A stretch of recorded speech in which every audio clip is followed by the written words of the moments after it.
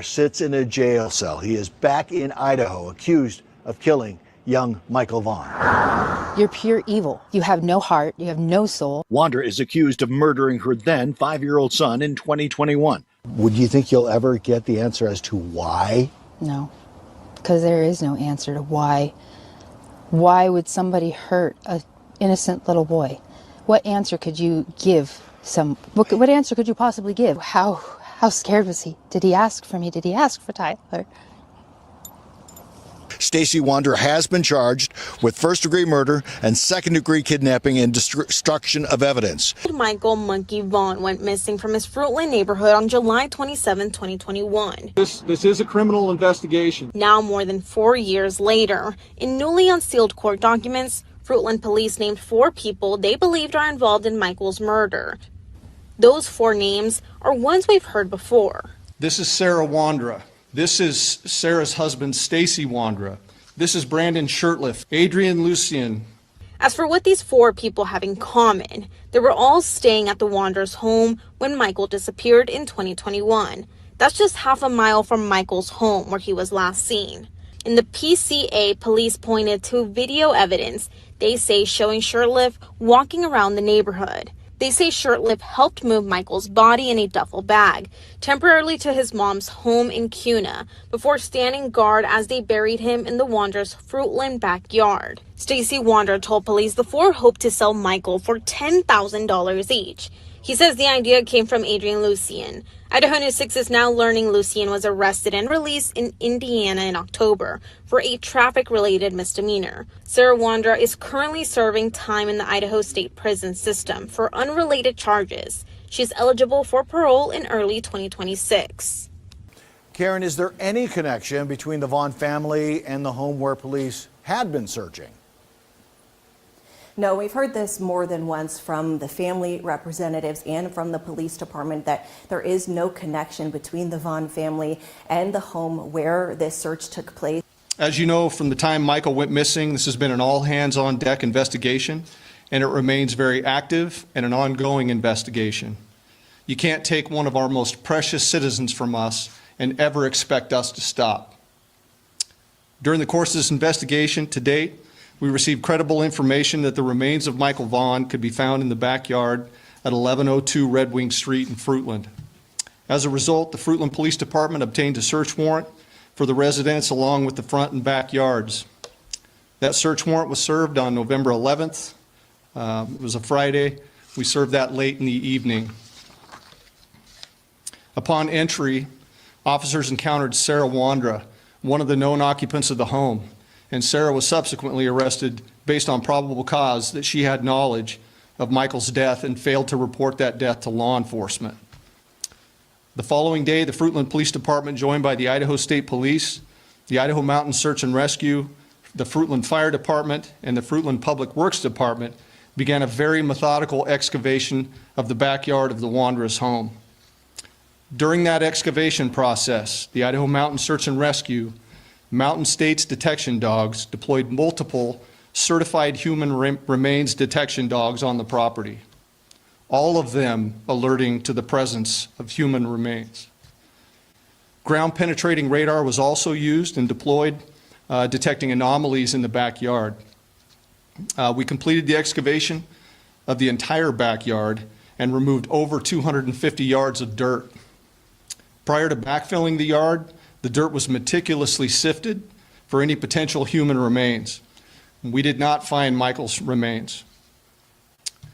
Although the remains of Michael Vaughan were not recovered, we strongly believe, based on evidence, that Michael was abducted and is deceased, and that his remains were buried and later moved from the property. As of today, the whereabouts of his remains are unknown. However, the investigation is active, fluid, and ongoing. Once the excavation was complete, we conducted a thorough search of the Wandra's residence. The search was productive, and additional investigative evidence was recovered and is currently being processed. An hour's worth of body camera footage showing Stacey Wandra FaceTiming with detectives and directing to where Monkey's body was buried in his backyard. It's like right under that mound area. It's right under the mound, about where at compared to the trees? A little, like, right to the right of the trees area. It should be, it should be a garbage bag. Okay, what color is the garbage bag? It would either be white or black. We only have two colors. Is the duct tape still going to be over his mouth? It should be. Okay. I didn't watch take them off. Okay. So you should have everything intact as it was. He claims he watched the burial happen. Okay, how far down is Michael? I don't know how far she actually dug. And the she he's referring to, that's his wife Sarah, another suspect in the case. Stacey says Adrian, a third suspect, was also there for the burial. Out of 300 homes, police say canines tracked Michael's scent to the home where Stacey, his wife Sarah, and their two roommates Brandon Shurtleff and Adrian Lucian lived. As Joe mentioned, a newly released probable cause affidavit filed in June lays out the interviews following Michael's disappearance. Again, during these initial searches, police say canines tracked Michael's scent to the fence line of the home where Stacey Wandra, his wife Sarah, and their two roommates, Brandon Shurtleff and Adrian Lucian, lived. All four of those individuals have been named people of interest in Michael's disappearance. One of Michael's neighbors told police they saw Michael riding a bike outside of the Wandra's home the day that he disappeared. Another neighbor said they saw that same tricycle at the Wandra's home during a garage sale months before Michael disappeared. The Wandras initially denied any involvement, but then in November of 2022, Stacey asked to meet with investigators. The PCA states Stacey claims he was home the night Michael was allegedly abducted and saw Sarah carrying Michael into the house. Stacey allegedly told police it was Adrian's idea to take a child to sell for money, and they would get a $10,000 cut. Stacey claims Sarah told everyone to, quote, follow her lead. Stacey told investigators they took him to Brandon's mother's home in Kuna that night, where they left Michael overnight. Stacey claims the other three returned to Brandon's mom's house the next day and brought Michael back to the Wanderers' home in Fruitland. Stacey told police Michael was not alive, and Sarah and Adrian buried him in the Wanderers' backyard. 2 days after Stacey's interview with police, they executed a search warrant and excavated the Wanderers' backyard. The affidavit says cadaver dogs alerted to the same area where Stacey told detectives Michael's body was buried, but to this day, Michael has not been found.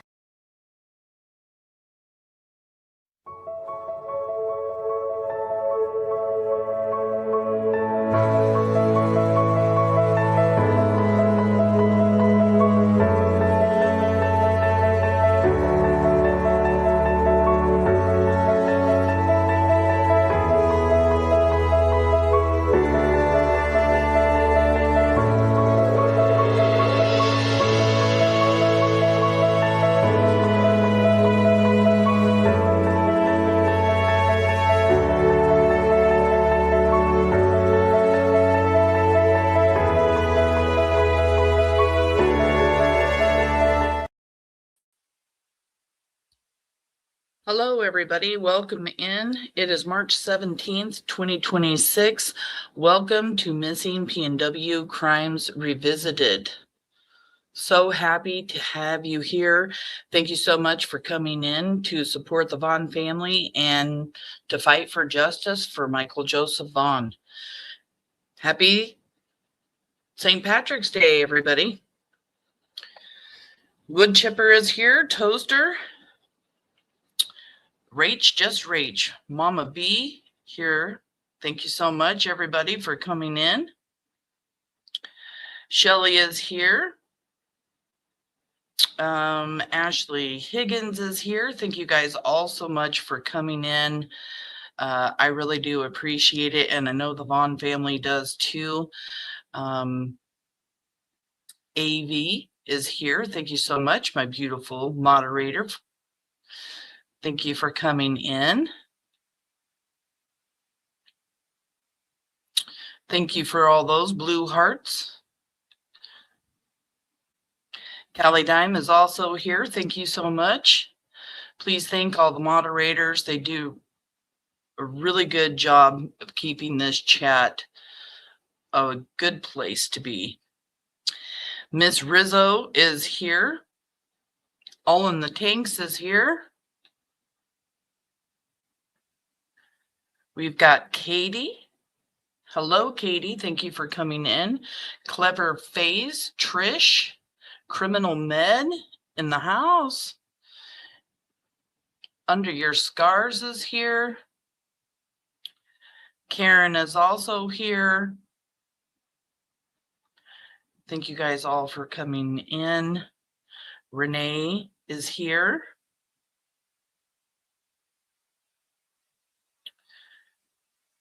Gemini is here.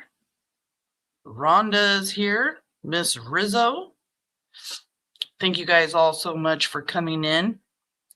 Shannon is also here. Thank you so much for coming in tonight. Today is kind of a lazy, relaxed Q&A. I hope everybody has their questions ready. Otherwise, we'll just go over some shorts, maybe some videos that I have. Wood Chipper gifted 1 Missing PNW Crimes Revisited membership. If you received that membership, could you please thank Wood Chipper? Thank you so much for that. Let's just start dancing right off of the bat. Thank you.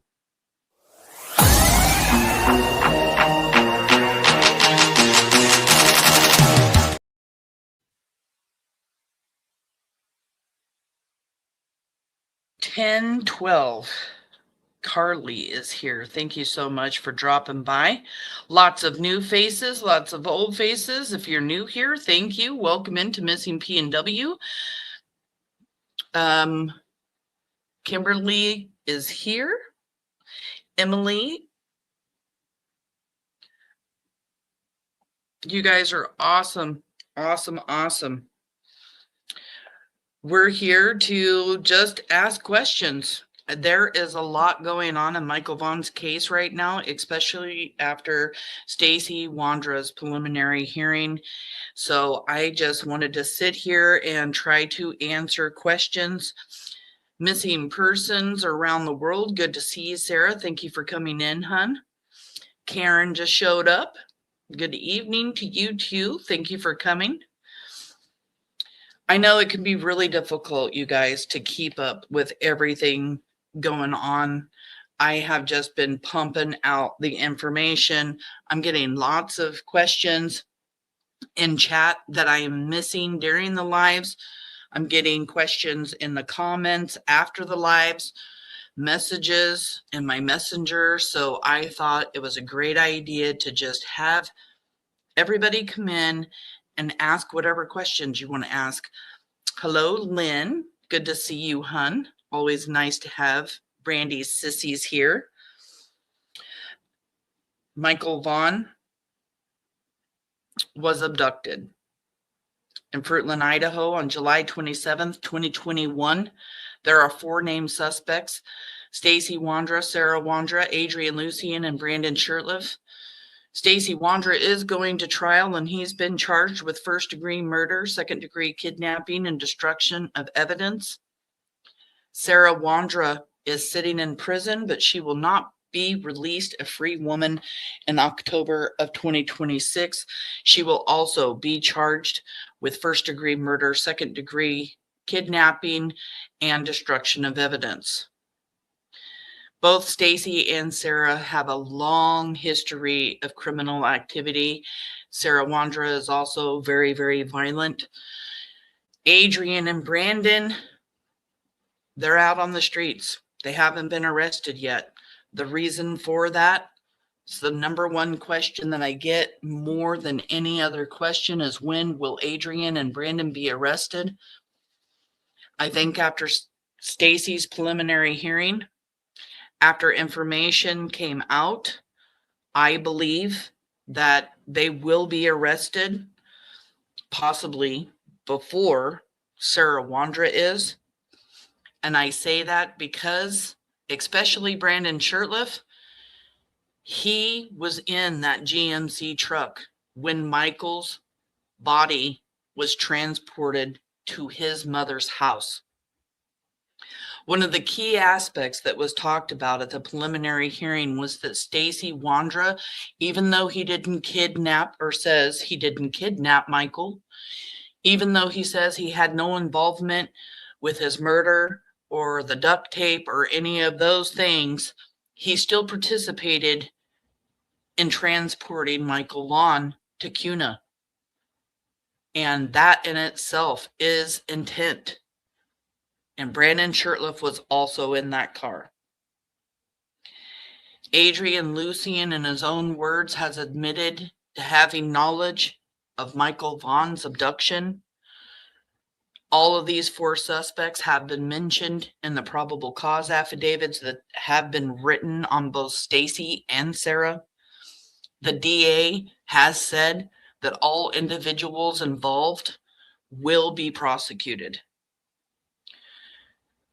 I know it's very difficult for all of us to sit back and know that there are still 2 monsters out on the street. It is very disturbing, but we have to trust the process. We have to. Fruitland Police, the district attorney, they've all worked very, very hard to get us as far as we have gotten now. And Stacey is going to trial, and we have to keep the faith. And just think, if Stacey Wandra ends up in prison during his trial, the chances of Sarah Wandra ending up in prison for the rest of her life also could happen.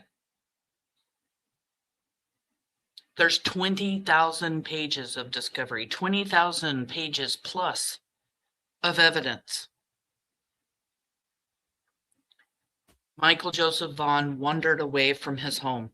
Many people saw him in the neighborhood. They witnessed him losing his flip-flop and having to put it back on his foot. We have heard that witnesses have came forward that said they saw Michael riding a tricycle on Red Wing and Meadowlark, which is the street and side street of the Wanderer's house. We know cadaver dogs have alerted at the Wanderer's house after Stacey confessed that Michael was buried in their backyard. Michael was moved to an unknown location, and Brandon Shurtleff knows exactly where Brandon is now, or where Michael is now. Cadaver dogs also hit on the Lexus that was owned by the Wanderers. Cadaver dogs also hit at Brandon Shurtleff's mother's house where Michael Vaughan was taken. Those things are huge, huge. I am believing and trusting in the system. So are Tyler and Brandy and the rest of the Vaughan family. And it's going to be difficult. It's going to be a long road. But we can't think about what's ahead. We have to keep thinking about today. We have to keep thinking about now. You know, we don't want to future stress. I know that there are many people that want to go to that trial. I know I'm one of those people. I know Justin from Clutch Them Pearls wants to go. And we'll try to make it there and support the Vaughan family. If anybody has any information, any tips at all, please call Fruitland Police Department at 208-642-6006 or email findmichael@fruitland.org.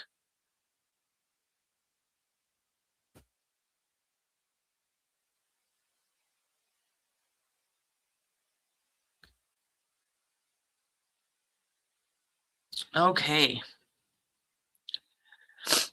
Yes, and Sarah could also be another person that knows where Michael is. I believe they both do.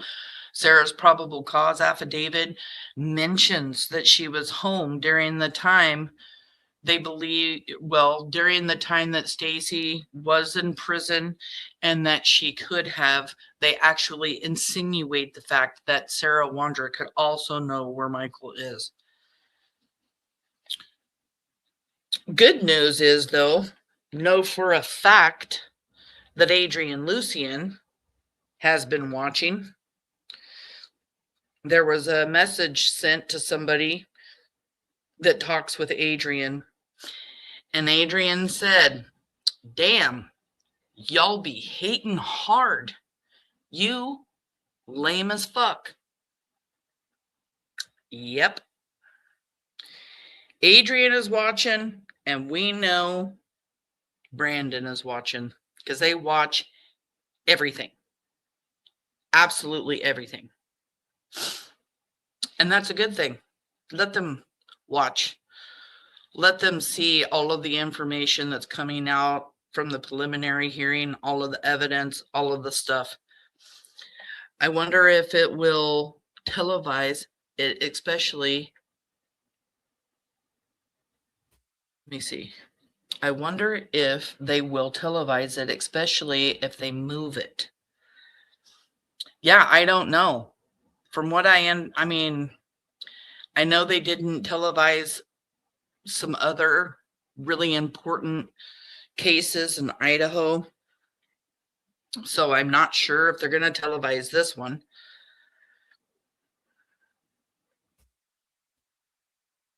Prayers for Brandy, Tyler, Papa, and all the family. Thank you so much, Mama B.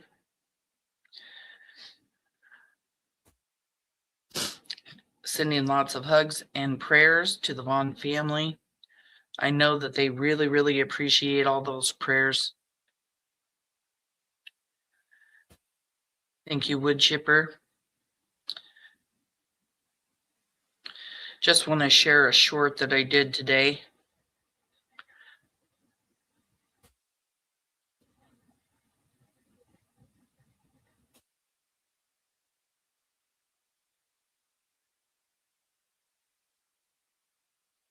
Michael Joseph Vaughan was abducted on July 27th, 2021 by Sarah Wandra, Adrian Lucian, Stacey Wandra, and Brandon Shirtliff.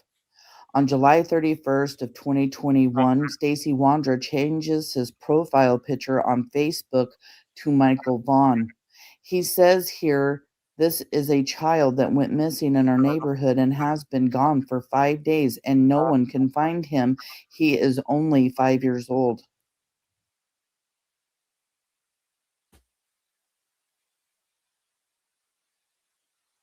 We know in the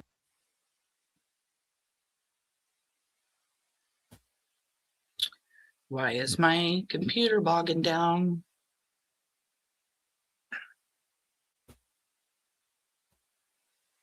Oh.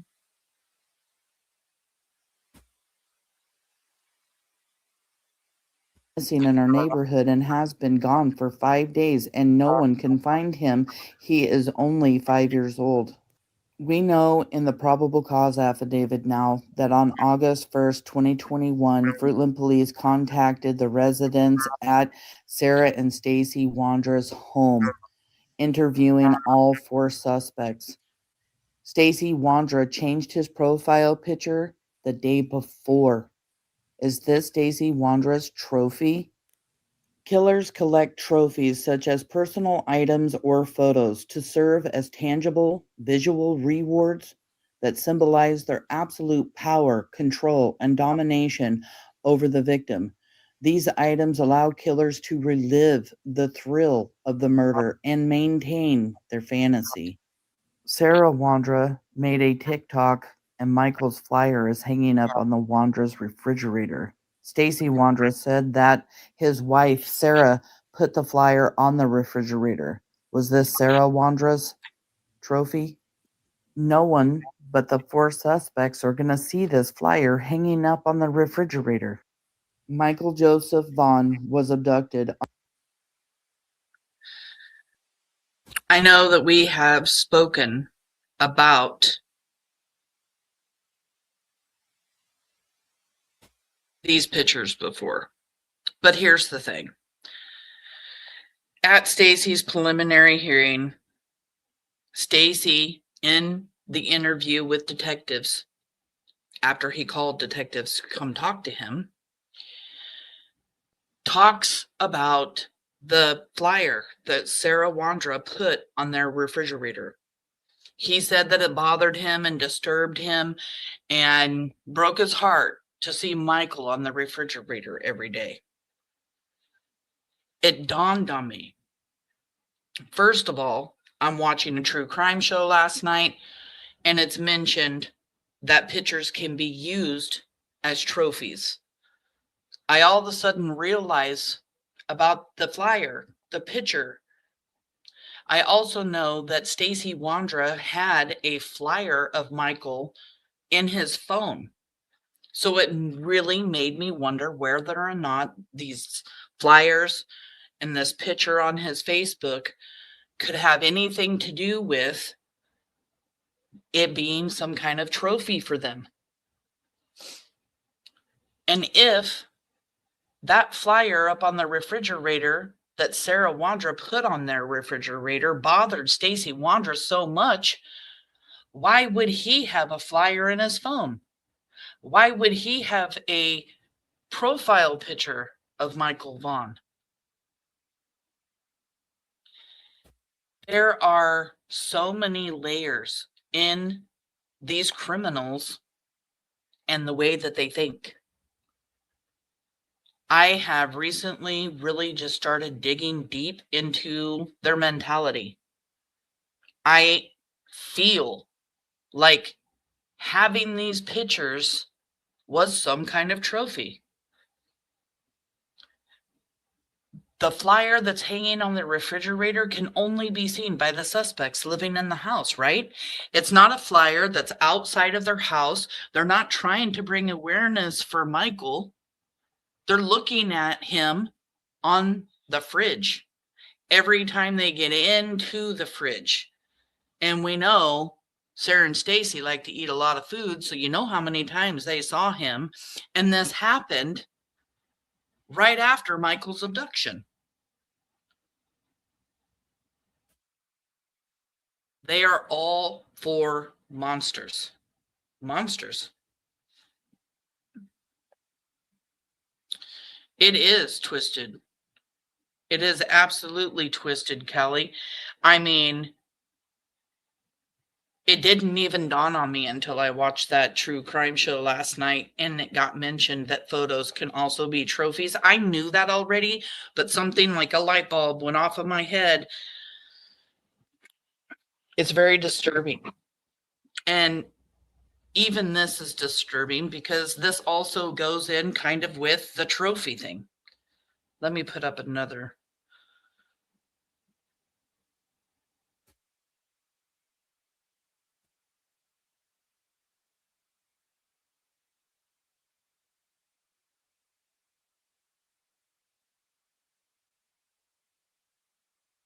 Me and Sarah got in her car and backed up, switched vehicles, and went and kind of tried to drive around the neighborhood a little bit and search for him at that time. In Sarah Wandra's probable cause affidavit, Sarah said that after returning home, she and Brandon took her blue Toyota and drove around to help search for the child. In later interviews, Sarah stated she and Brandon went to the gas station for soda and candy prior to helping with the search.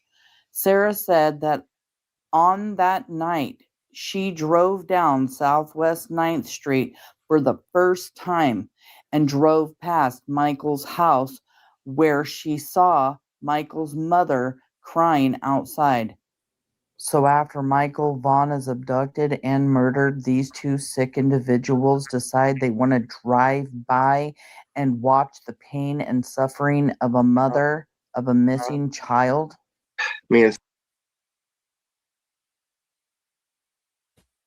Again, it's just showing their mentality. I believe that since Sarah wanted to kidnap people and take control years and years and years ago, that all of the flyers and even driving by the Vaughan family's house the night that Michael disappeared was part of her fantasy. To see just the chaos in front of the house, to see Brandy Vaughan crying. Brandy did not know where her baby was. She was living in a horrific nightmare that night and has been for the last 4.5 years. And we've got suspects getting off Not only on seeing the chaos, but seeing Brandy cry in front of the house. It goes so much deeper than I think most of us have understood up to this point.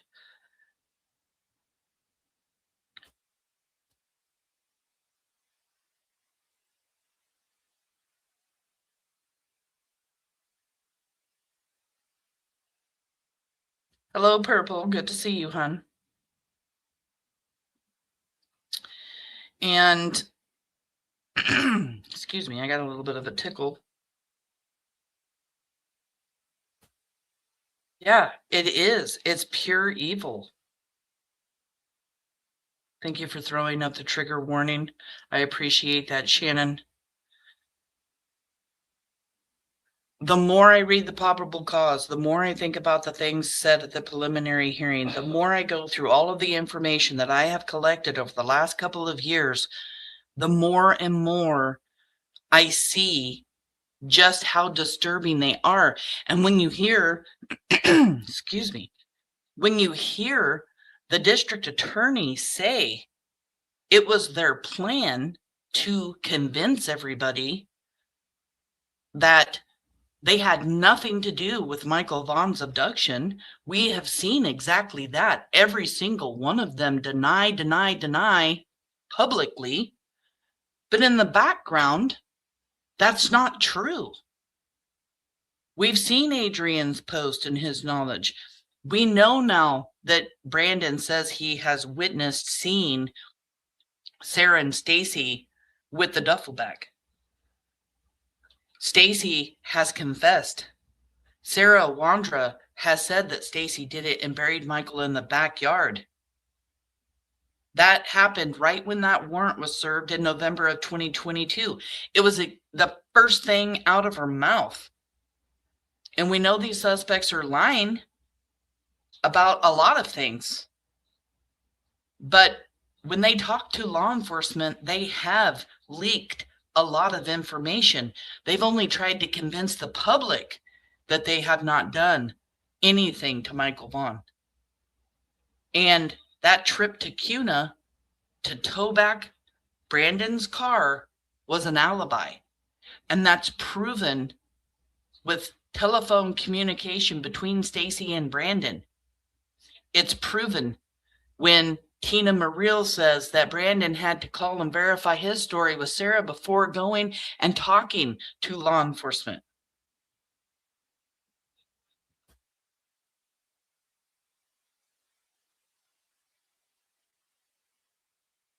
I have a couple more things I want to share real quick, and then we're going to get to the questions. So I hope everybody has your questions ready.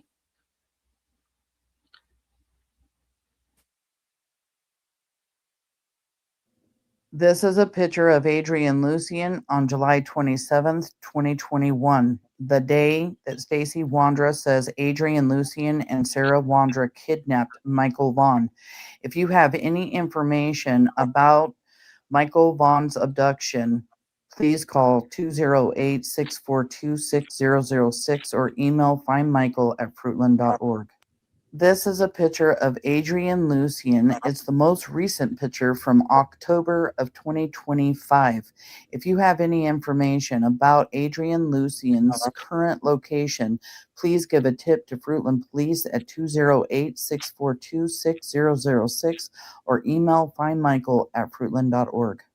Adrian Lucien has distinctive tattoos on both sides of his neck, chest, and both arms. Adrian Lucien is a named suspect in Michael Vaughan's abduction and murder. This is a picture.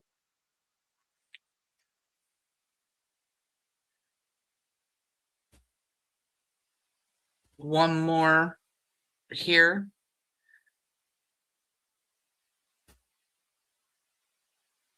I really expressed this. It worked very well in Kyron Horman's case. If you see Brandon shirtless, ask him where Michael is. This is Brandon shirtless. He lives in the area of Kuna, Idaho. He is a named suspect in Michael Vaughan's abduction and murder.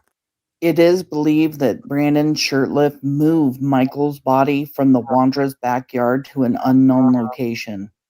If you see Brandon Shirtliff, ask him where Michael Vaughan is.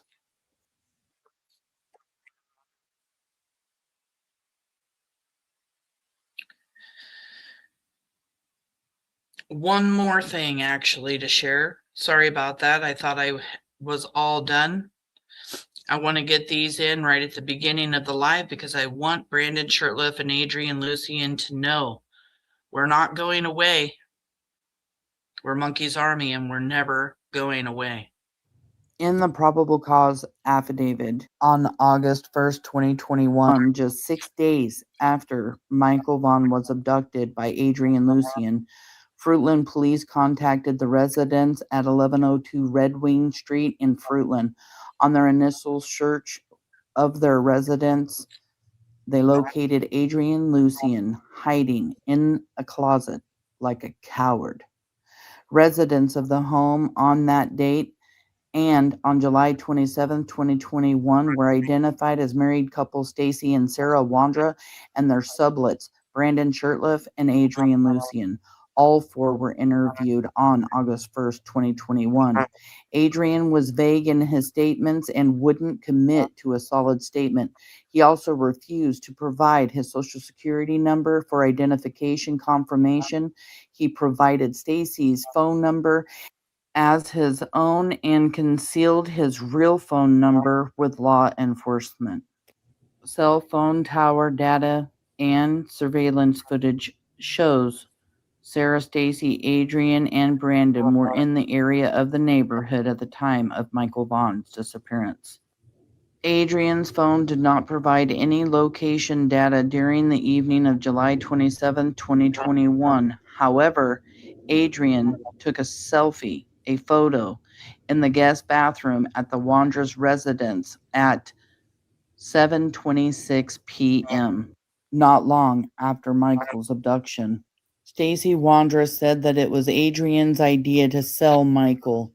In interviews with detectives, Stacey Wandra said that Adrian Lucian and Sarah Wandra abducted Michael. In that same interview, Stacey said that Adrian and Sarah were yelling and screaming at Michael to shut up. Adrian Lucian knows what happened to Michael.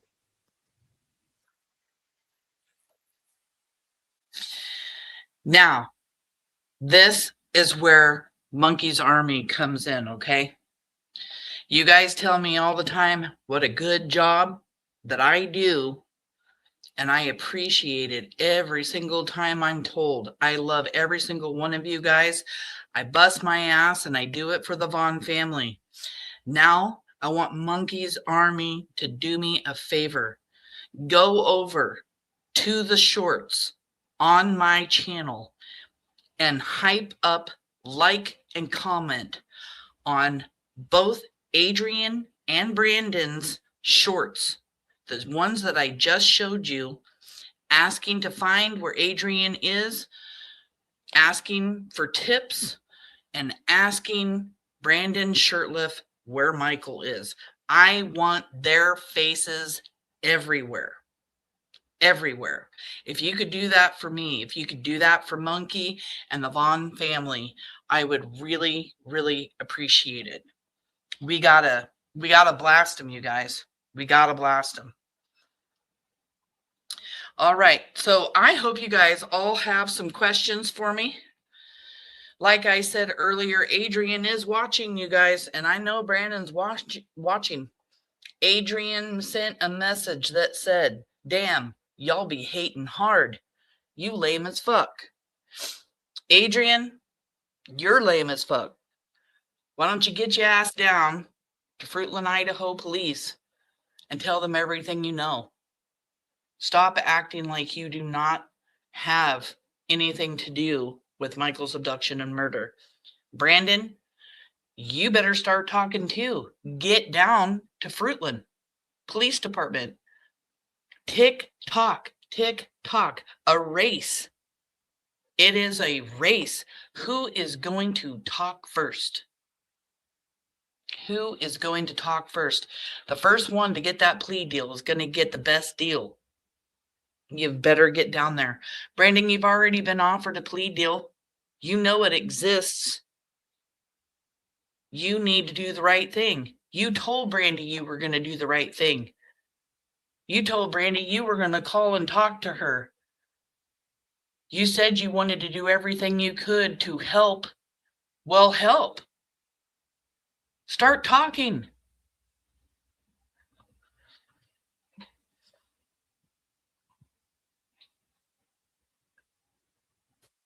All right. Say it louder, Sam. Such a piece of shit, all four of them. Weak individuals. They really are.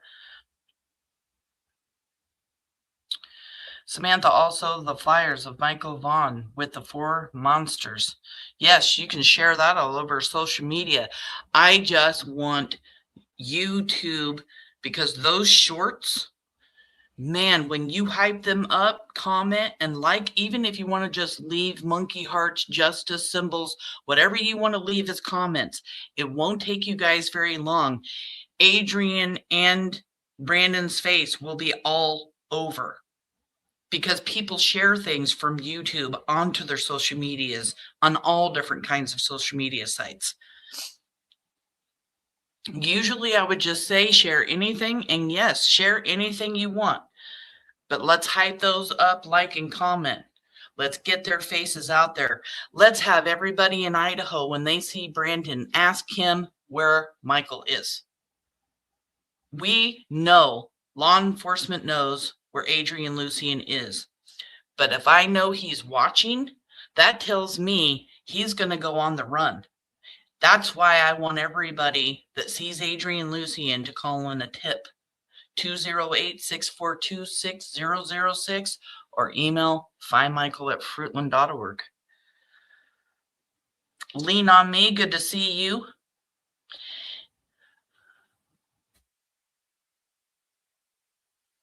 Adrian, it's time for you to come out of the closet. Where's Michael Vaughan?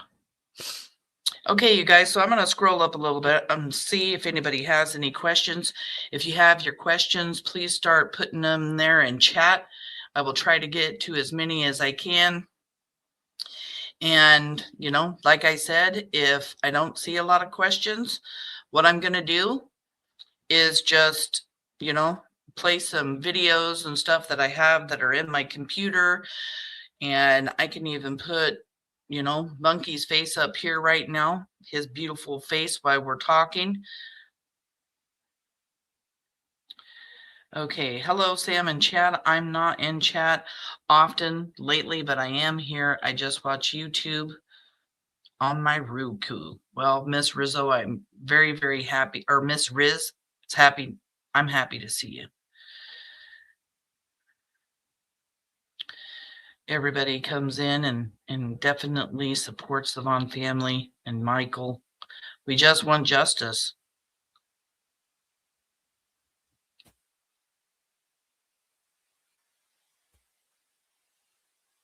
I'm just scrolling through the questions here.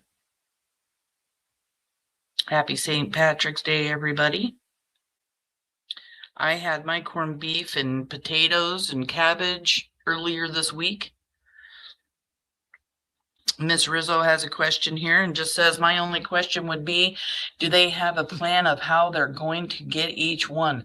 Like I assumed Sarah's next, and then they are gonna see who gives what information before they get the other two.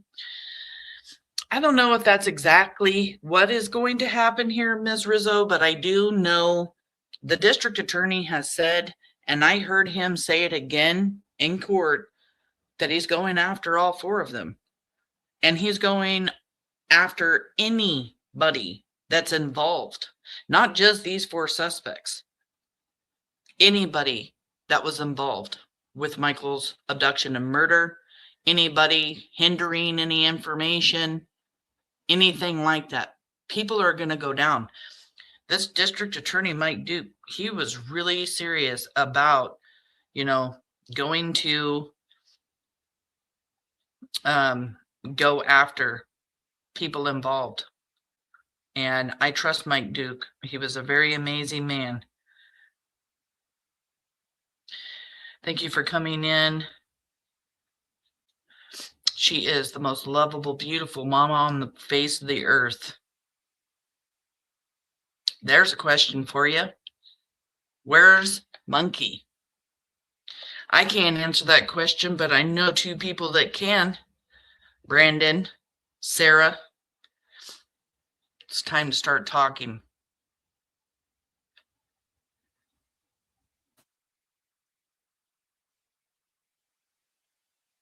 Give a thumbs up for this live. Get this out in the algorithm.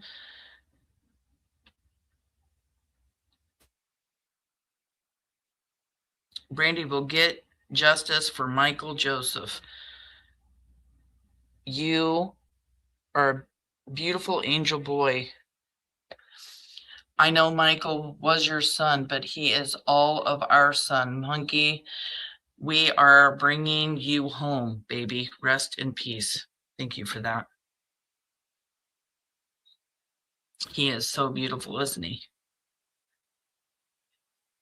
He was a very sweet boy, is a sweet boy.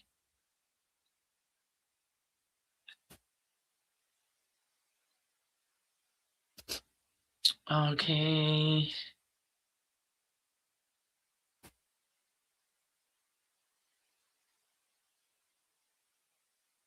Many people putting stuff up. Bless you, babe. He's just getting over being sick. He's still sneezing. I have yet to get sick. Knock on wood. I refuse to be sick. Oh.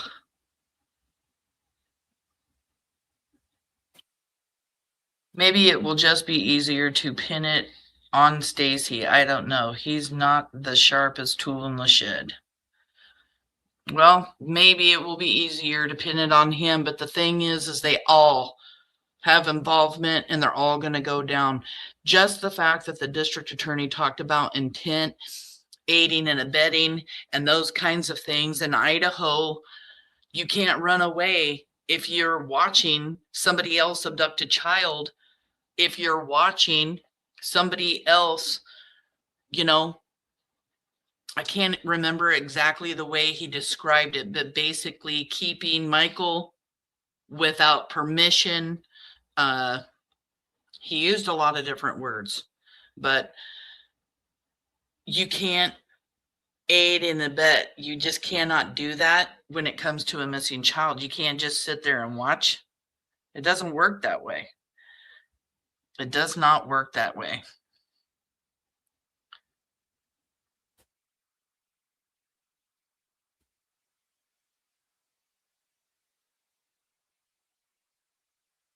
Rogue's here. Good to see you, hun. Sending lots of loves, hugs, prayers to the Vaughan family.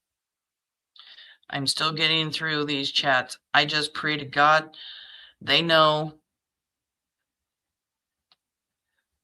where both them are and they are being watched like a hawk. Justice for Michael Joseph Vaughan. Where do I think Brandon is? Brandon is at his mom's house in Cuna. He has been doing DoorDash. That was the last information that I was given. It was just a few weeks ago by his ex-girlfriend. They just broke up again.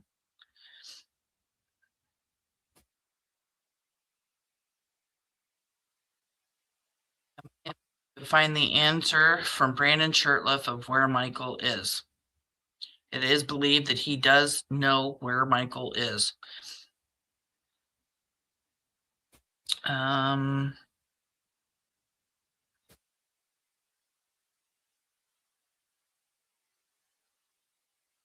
He has no idea how lame I can be. Adrian, yeah. Let them keep talking. Let them keep talking. Let them keep hiding, running, doing all the things. It's just going to make it worse for them.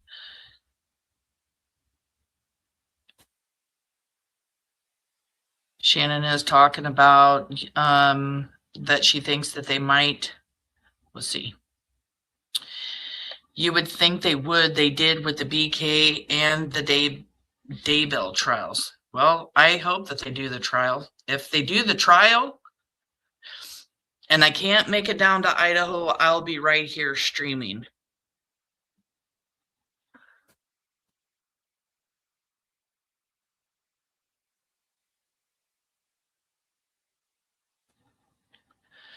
Yes, I am lame at least. I won't be the one inside a prison cell without air conditioning for the rest of my life.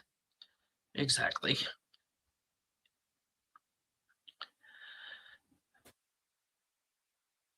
It gets hot. Yeah, especially in Idaho.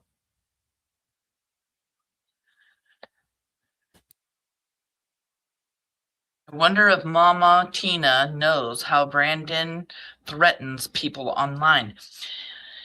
If Brandon Shirtliff mom gets on the internet and watches things as much as Brandon does, which I think she does, I think Kay and Ed, Sarah's parents, do the same thing. I've put online, it's also on TikToks, the things that Brandon Shirtliff has said to people and the threats. Brandon Shirtliff has threatened to harm people in many different ways, using pew-pews, gonna cut the throat, you name it, he's threatened it, and it's all because somebody's asking him where Michael is. So why would he do that? Why? If he had nothing to do with it, why would he threaten anybody?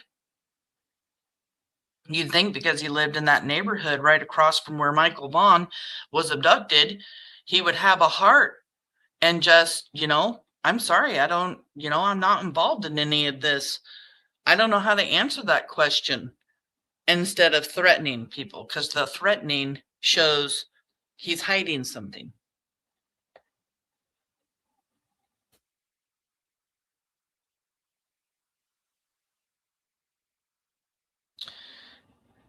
And now we know that Tina Muriel did tell police that Brandon Shirtliff, her son, had to call and talk to Sarah Wandra to verify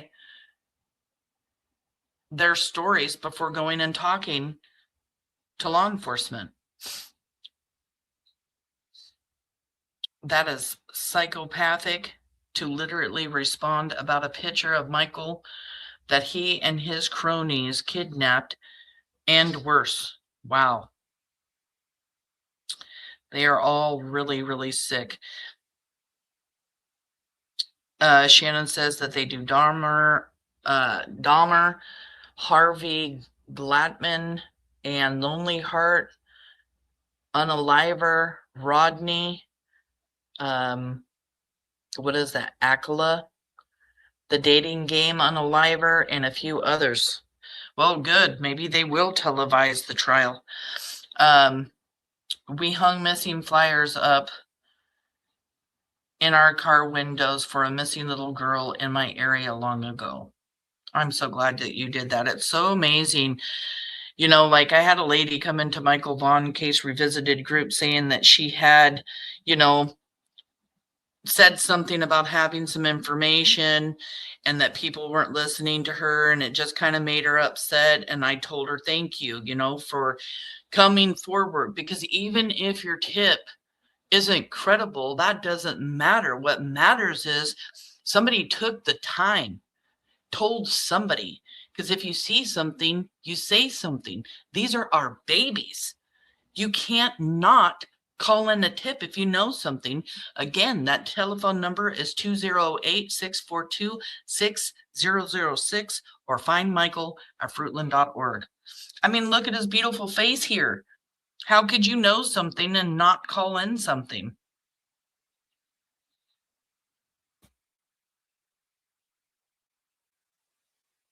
Yeah, right? Why would they put it on their fridge? I never thought of that, but you could be right. Who else would see their fridge, right? Only the people that would come into their home, only the 4 suspects. That whole picture thing now creeps me out.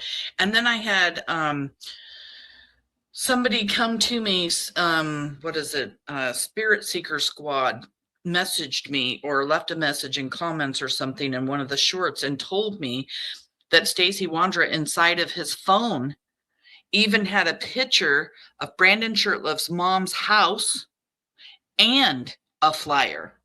So not only does he have pictures of Michael Vaughan, he has a picture of Tina's house in his phone. What does he have that for? Another memory? Another trophy? It's disgusting.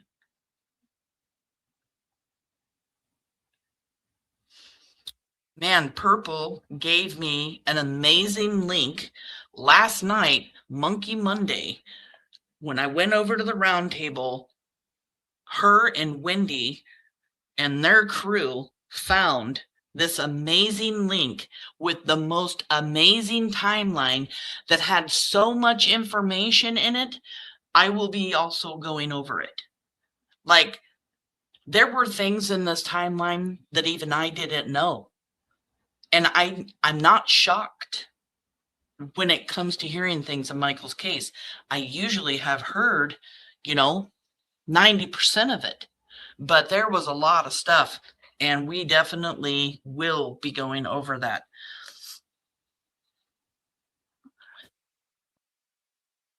All of their online activities have been playing games about this tragedy. Their time will come, and I do believe that too.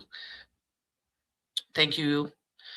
Trigger warning, take care of your mental health. Yes, please do that. I even got a message today from Brandy. She was thanking me for everything that I do and wants me to protect my mental health. She knows I'll take a break when I need a break, and talking about a break, tomorrow's Wednesday. I always go see my grandbabies on Wednesday. Everybody knows that. I don't know if I'm going to go live Thursday. I got invited by a group of my girlfriends to go out, do some shopping, go out for dinner, go see a movie, and celebrate our girlfriend Kathy's birthday. And I'm going to go, but I don't know if I'm going to do a live before I go. So, yes, they are evil and they are cowards.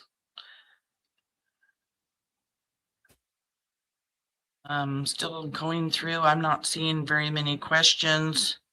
Sarah's demonic.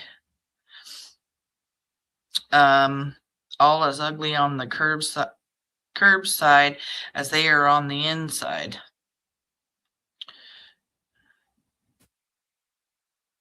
All for garbage. Pale kids, monsters are not likable. They will not do well with a jury. So in between that and them telling on themselves, they will all be found guilty. I believe it.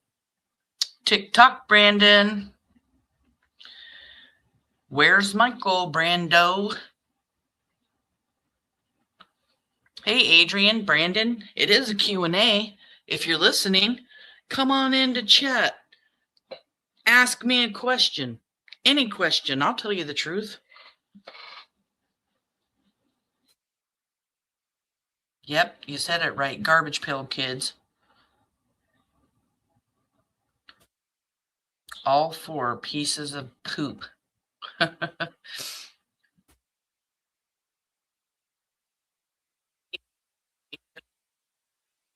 Keeping an eye out for you. Myself, along with many other Indiana residents, will keep sharing your information until you are where you belong. Thank you so much for coming in. Webs of Deceit. I really, really appreciate that.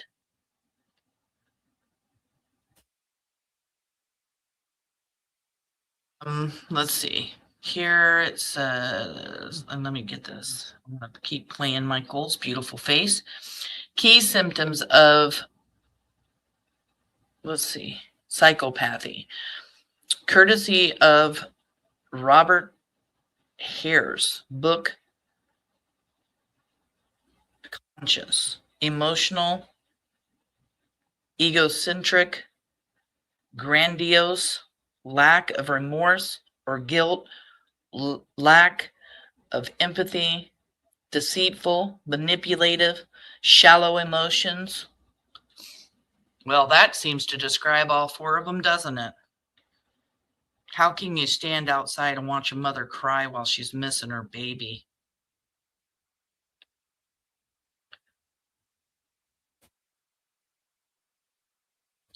Ohio is sharing it too. Keep sharing, you guys. Just keep on sharing. Hi, Sam in chat. Sorry, I didn't know why I only have a tiny screen tonight on here, but listening. Lori, if you go over to Missing PNW Crimes Revisited, you can pick from 1 or 2. I started using horizontal and vertical live streams.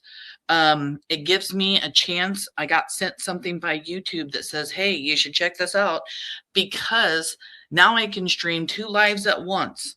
1 vertical, 1 horizontal, which is going to get more people watching Monkey's face. Last night, well, actually early this morning, I went to see how many views my live from yesterday went after using the vertical and horizontal.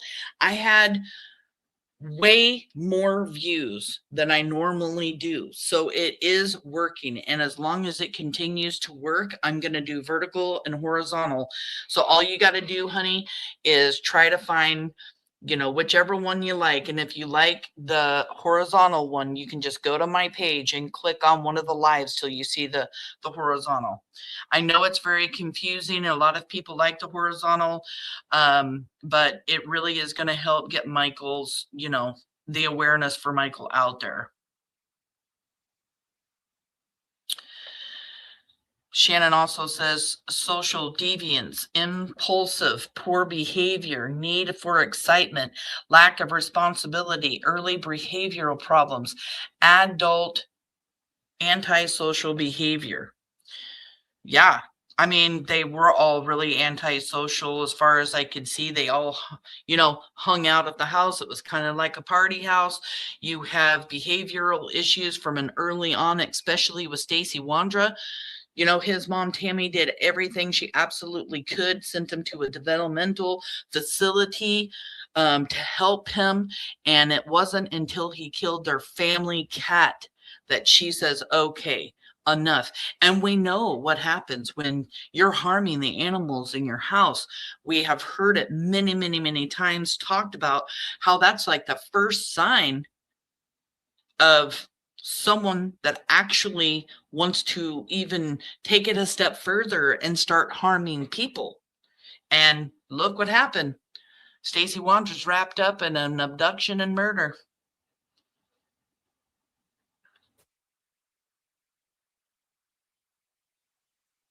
Stacey is definitely part of the dark trade. Doing it, Sam. I've done, liked, and shared some. I'll go back and share them all. Thank you, Mama B. I appreciate that. I just want those two very, very important ones, so we can keep an eye on Adrian Lucian, and so people know to ask Brandon where Michael is. If I was in Idaho, I would be standing outside of Tina Marill's house with a sign, because you can do it as long as you're not on the property. You can do it in front of the street or stay on the street. Don't get violent, don't cause a ruckus, and don't get loud. Just a sign. Where's Michael Vaughan?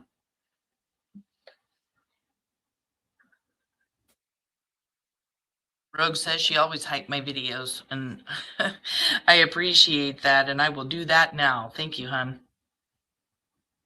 You guys are amazing. Amazing. I couldn't even ask for a better chat. Samantha, also the flyers of Michael Vaughan with the 4 monsters. Yep, that's a good one to share.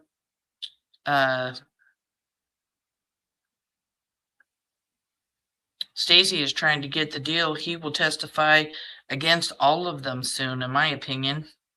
If Stacey knows where Michael is, of course he will tell them where Michael is and get a plea deal. But he ain't getting a plea deal if he don't know where Michael is. That's it. You're getting a plea deal if you know where Michael is, and that's the only way you're going to get a plea deal.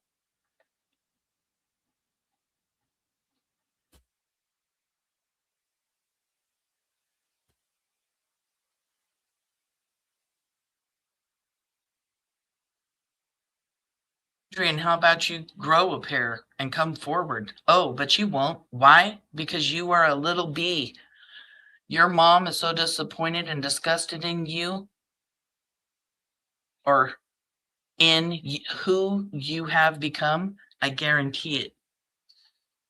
Oh, yeah. His mama passed away years ago, and I bet you she's just rolling over, shaking her head at you, Adrian. You know your mama is so disappointed. Look at the way you've turned out. In October, you're sleeping in a bus, getting busted by the cops. Now you got a warrant out for your arrest. And you're involved in an abduction and murder. Your mama was watching what you did on July 27th of 2021. Guarantee. She even hopes you're going to spend the rest of your life in prison.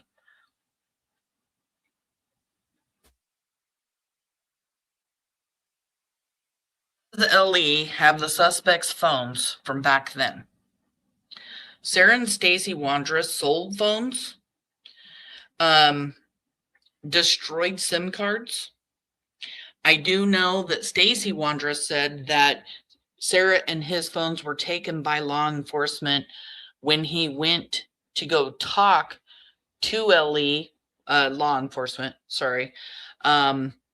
about unrelated charges, and then they handcuffed him and arrested him on the charges for, the pew and took his phones. So they had them at that time. If law enforcement was able to get their hands on any telephones, they have them. Do I know that for a fact if they have any of their phones? That I don't know. But knowing they did have those phones at one time, if there was anything on it before they gave those phones back, you can guarantee if they don't have the phones, they have the information on the phones that they had.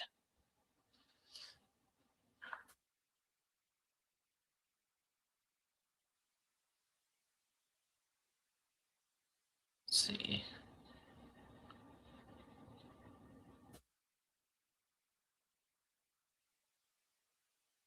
I'm a few minutes behind, but is that comment by Adrian recent about being lame AF? Yes, it is. It's from yesterday. He said yesterday, damn, y'all be hating hard. You lame AS. Well, AF. Yeah, that was from yesterday. I got sent that message by somebody that Adrian messaged yesterday right after my live. He is not liking the stuff going up on social media right now. Not at all.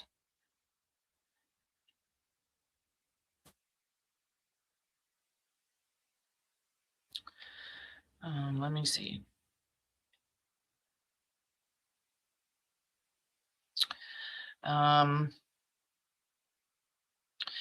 Is Sarah talking any? If you're talking like if Sarah's talking to law enforcement, I don't know.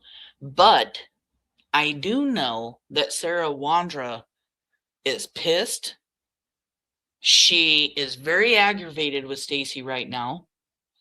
She knows that at the preliminary hearing, she was accused by Stacey of kidnapping Michael and bringing him into the house, holding him tightly. Her parents are done with her. Done with her. And that is driving her crazy. Kay, her mom, was at the preliminary hearing. And she heard and saw things that she was not happy with. They are feeling like Sarah has lied to them. So, do I know if she's talked to law enforcement? No. Is she tripping out? Oh my God, yes. Do I think Sarah's going to talk? Yes, I do. I think Sarah and Stacey are racing to the finish line right now to see, if Stacey Wandra even knows where Michael is. And if he doesn't, and Sarah does, she'll get a plea deal. She's just going to have to show where Michael is, tell where Michael is. And she doesn't want the DP at all. She's terrified. She would rather sit in prison for the rest of her life than be lined up against the wall for the firing squad.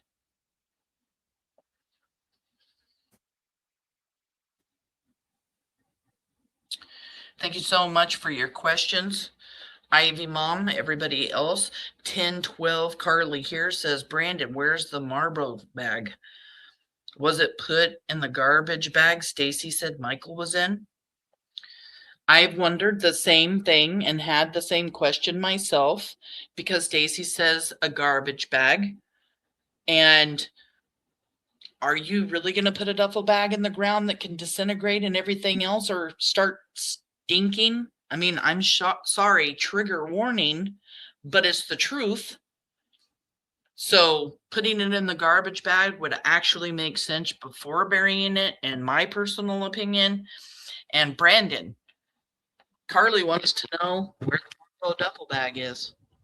Brandon Shirtliff told Juanita Kelleher that he owned a red Marlboro duffel bag, and then asked, have you found it yet? Brandon, you didn't have that Marlboro duffel bag in your possession anymore. Where did it go? And why are you asking law enforcement if they found it yet? Why don't you take law enforcement to where you know the duffel bag is? How about that?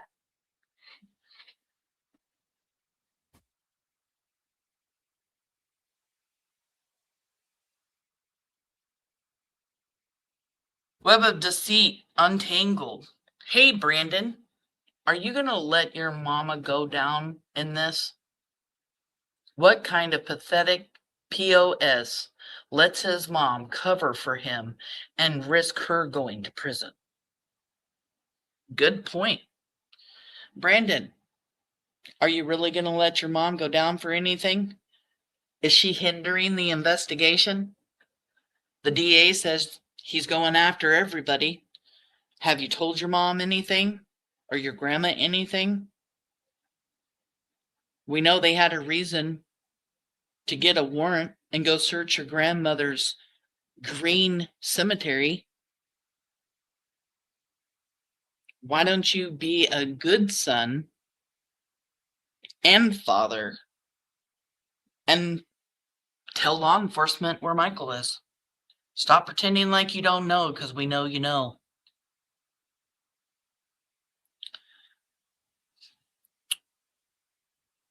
I just shared the shorts on my social media page and hyped the videos of Adrian and Brandon, Samantha. Nice. Like that. Yeah, I got the sniffles, or baby's got, my baby, my hubby, he's got the sniffles, sneezing still. I just had the sneezes and stuff lately, but I've been out in my garden a little bit this last week, so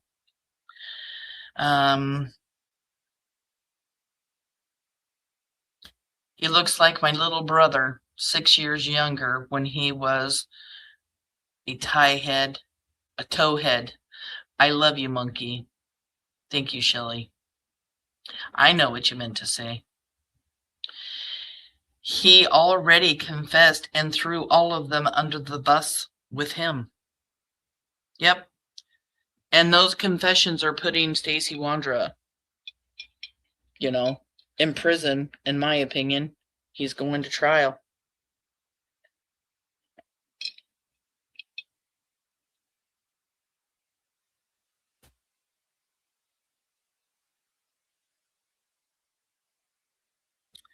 They are all involved.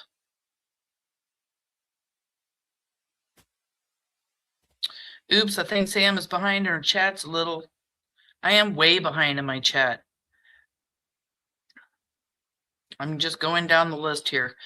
Gemini, do we know if they will bring Stacey online shit show into trial? I know they're going to use everything they have against these suspects. Everything you say can and will be used against you in the court of law. And look what he has done and look what he has said. I absolutely 100% believe they will use the YouTube stuff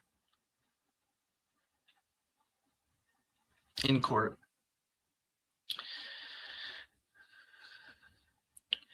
There is no conspiracy or lack of culpability in unaliving somebody. Even if he didn't touch Michael, he participated. Exactly. Love and support for the Vaughan family from Ontario, Canada. Thank you so much for coming in from Canada.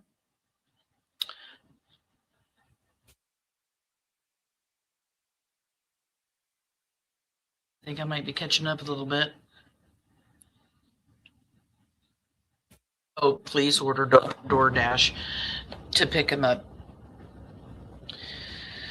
How does Brandy feel about cameras in the courtroom for the trial? The cameras don't bother Brandy. If you haven't seen Brandy in front of the camera, I mean, she is a strong, strong mama bear. She has the strength and courage of no woman I have ever seen in my life. She stands tall. She puts her shoulders back. She gets the look of like, go to hell to those monsters whenever she is in front of a camera. I watched her do so many interviews at the preliminary hearing. Brandy's not scared to have cameras in the courtroom during trial. I guarantee you she does not. If she can be in that preliminary trial and face Stacey Wandra and talk to reporters, having those cameras in that trial ain't gonna bother her a bit. Not a bit. Thank you for your question, Emily. Does Misty still believe in Brandon's BS? I don't know if she believes in all of Brandon's BS. I'm still currently talking with Misty, even though they did split up. I believe that Misty knows more. And so I'm trying to, talk with her. And if she knows something, maybe, she'll tell me or go talk to law enforcement.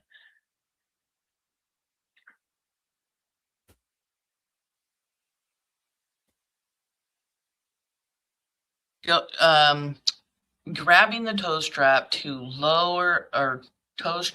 tow the car back as an alibi is participation. Absolutely, 100%. You are correct, Kelly. Avi says she's sneezing. I can't pass that stuff through the phone. And then you said, bless you. Yeah, my husband, he's just still sneezing.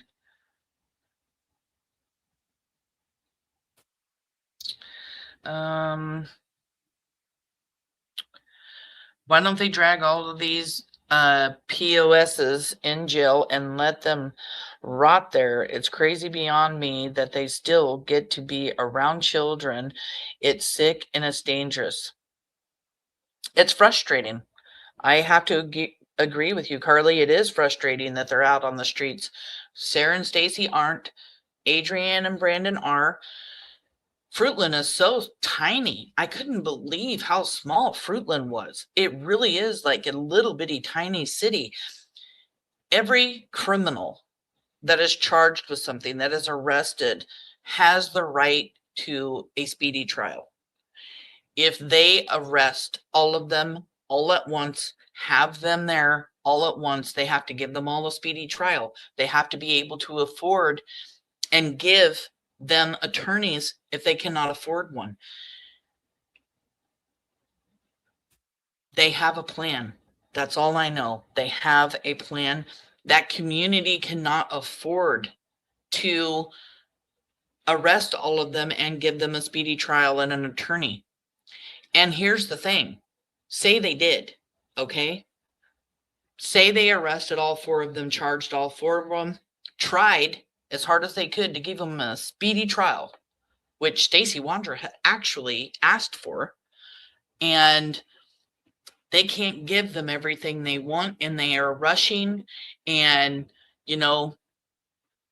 scrambling around trying to charge 4 suspects all at once, on top of the other murder investigations that are going on right now in Payette County. Then what's going to happen? What's going to happen is 1, 2, 3, 4 of them could go 3. 1 of the 4, 2 of the 4, who knows? It would not go well. The trials would not go well. And then they would be free forever and never punished, and Monkey will never get justice. And what matters is that Monkey does get a justice. And when that happens, doesn't matter to the Vaughan family, doesn't matter to Monkey's army. We want justice. We'll get justice for Michael, but we have to be patient. We have to trust in law enforcement and the district attorney. Yep, guilty.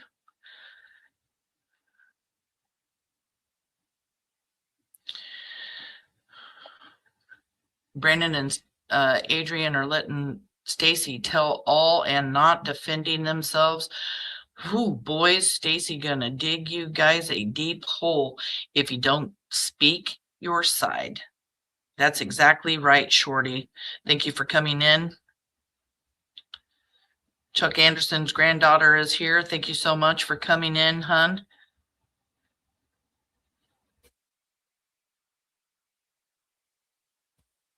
Keep your location private. Just looking through. They tried to set him up. Set what up, Adrian? What did they try to set up, Adrian? It's time to talk.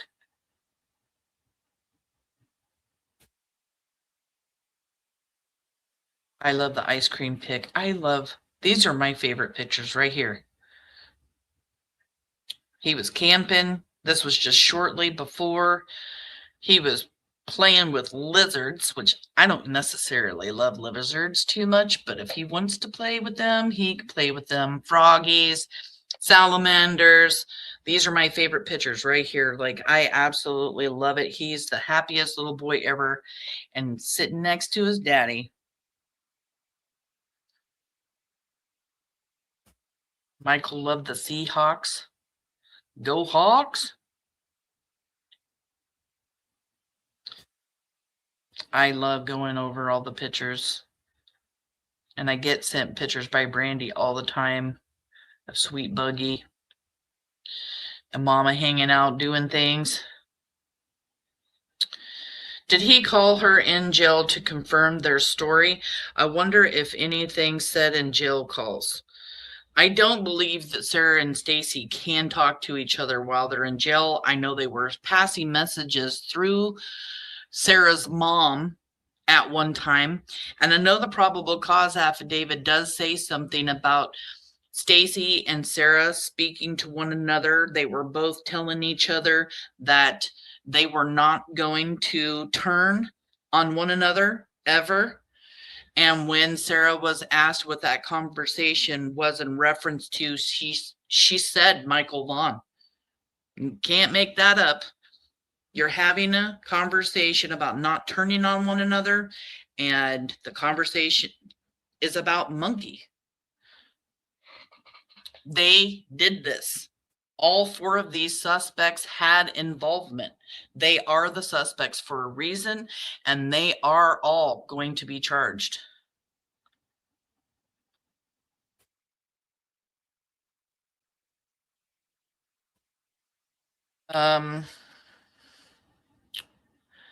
Laugh out loud, Brandon. Nobody is scared of you. You are just a pathetic, educated man-child. Hunting a child doesn't make you look tough. It makes you look weak AF. Exactly.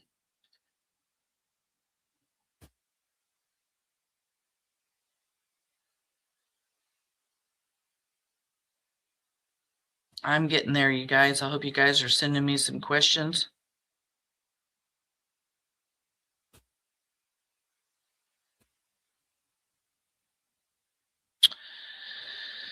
Samantha, I said to that about those unalivers with them keeping pictures. Oh, got you. So all that information you were sending. Yes, I watched a whole show about trophies last night. What trophies are, wow, people, murderers do that kind of thing. Like, and it just dawned on me. It just dawned on me. It was crazy.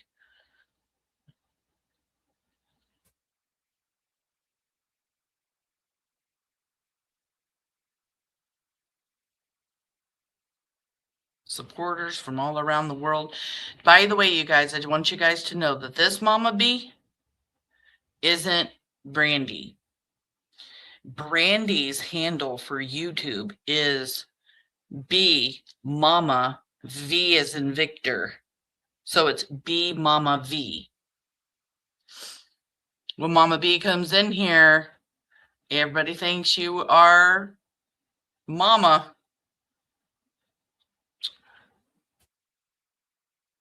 Let's just see. Looking still.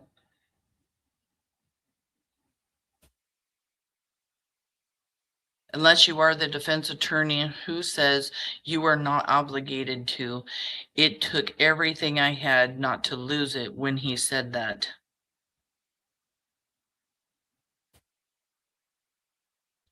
These suspects really, really do.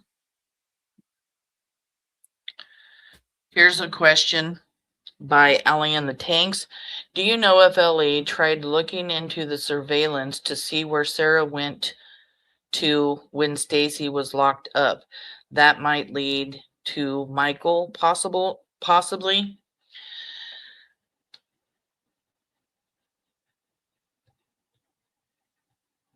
I know that they used a lot of the CCTV footage.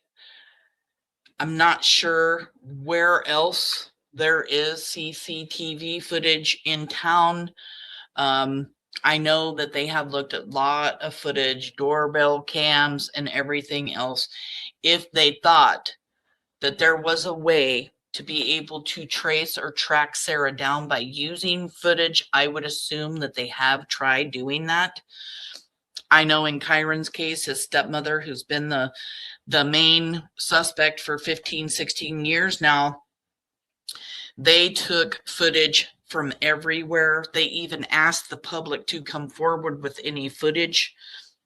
So I would think, as good a job as Fruitland has done, that they have looked into footage about where Sarah was, or even, other ways of trying to find out where she was, what she was doing. Innocent people come forward to argue and prove that they are innocent, yet they hide like what is that? Like parasites.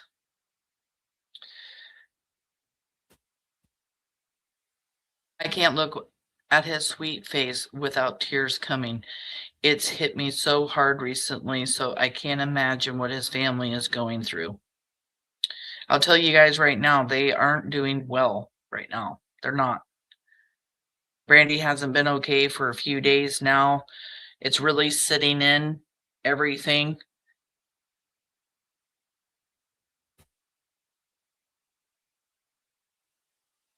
Michael looks so much like his mama. Yep. The whole family looks a lot alike. I was just thinking, since Stacey went to the splash pad, maybe he went there before scouting, or Sarah. I wonder if any of them had seen Michael days before. I don't know if they had seen Michael in days before. We just know that Michael wandered away that day. But we do know that all 4 of these suspects made a plan to take a child. Stacey wanders at a splash pad at a skate park. Sarah and Brandon are hanging out at the mall. Adrian Lucien is hanging out with them next to the mall. And I heard Brandon, because I was re-listening again to some more conversations that I've had with him that I have recorded. And he says, and we went back to the mall after we dropped Adrian off at Applebee's. So that right there insinuates and is saying that they had already all gone to the mall. And we went back to the mall after dropping Adrian off at Applebee's. So Adrian, Brandon, and Sarah had already been hanging out at the mall. Then they went and dropped Adrian off. And then Sarah and Brandon went back to the mall. They were out looking for a child to abduct, or maybe a young lady. But Stacey saying Sarah Wandra, Adrian, Lucien came into the house with Monkey and that they abducted him.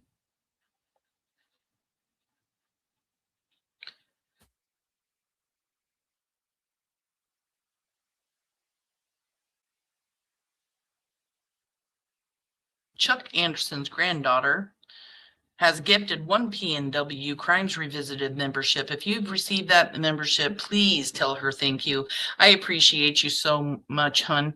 Let's dance a little bit.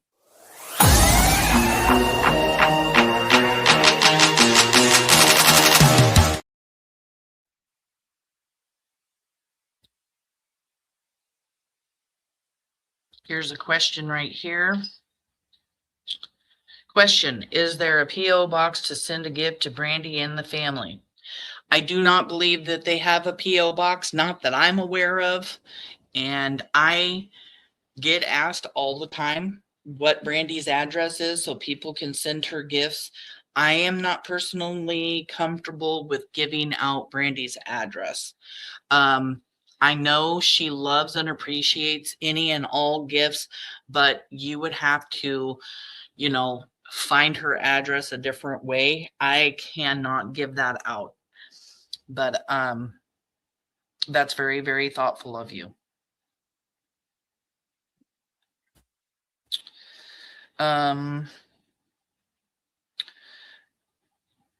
Rogue has a question here. Thank you for your question. Has the red Marlboro bag been searched for or even found by detectives? No. Not that I'm aware of. Because according to suspects, Michael Vaughan's in that duffel bag and Michael hasn't been found. Therefore, I would assume that the duffel bag hasn't been found.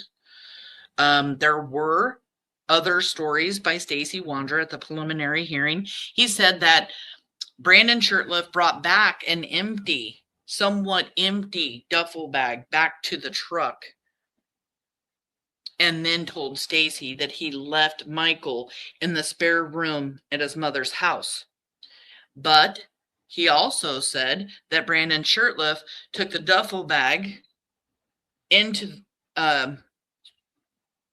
took the duffel bag past the gate and set Michael in the duffel bag outside, and Brandon went into the home.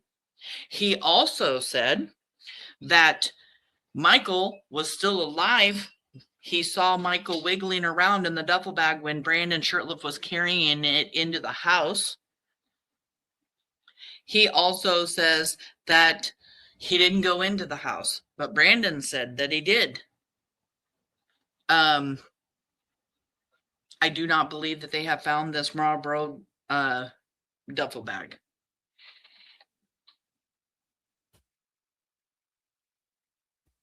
Do we know? Okay, this is from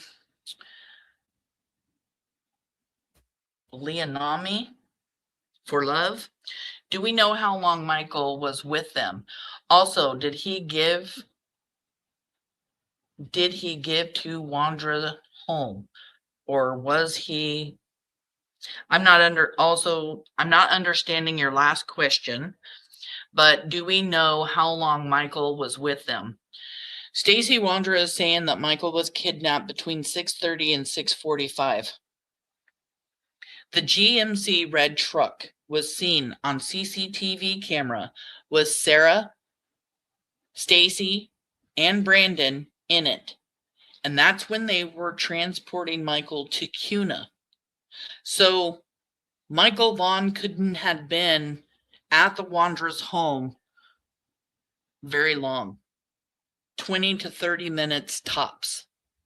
And then the drive to Cuna, which is about 45 minutes to an hour, depending on traffic.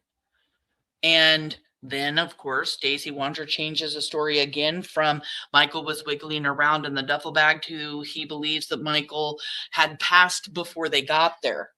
Then he says that Sarah Wandra accidentally killed Michael by suffocation. Lots of stories. Thank you for your questions, everybody. I'm trying to, go through chat and answer as many as I can.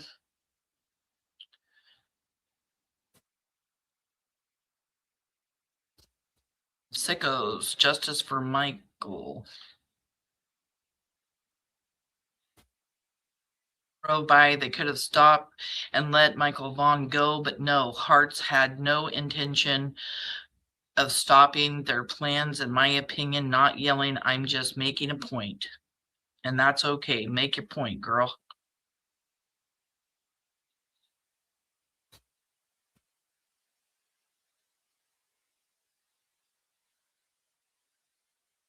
Rogue Lori, it will show up twice for the same video. One is smaller, one is larger. Yes.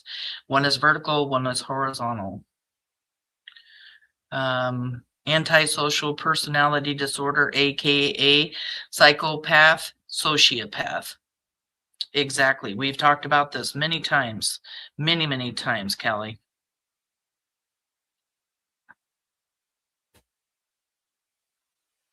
Yes. Stacey Wandra. This is something that I found out from a very reliable source while I was at the preliminary hearing, that Stacey Wandra killed his cat at a very young age. Well, he went into the developmental facility in Montana in 2014. Not real sure because I don't have his birthday in front of me to figure it out how old he was, but he was young, adolescent, probably in his teens somewhere when he did that, and it was his mama's last straw. A very frightening situation there. The daughters in the house were absolutely horrified.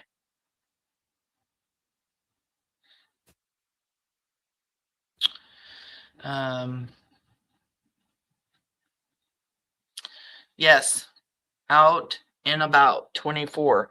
Dig dogs alert at Brandon's mom's house. Yes, they alerted on a vent outside of Brandon Shirtliff's mom's house, and we know that Brandon Shirtliff put the duffel bag that Michael Vaughan was in and sat it down on the side of his house. One of the stories.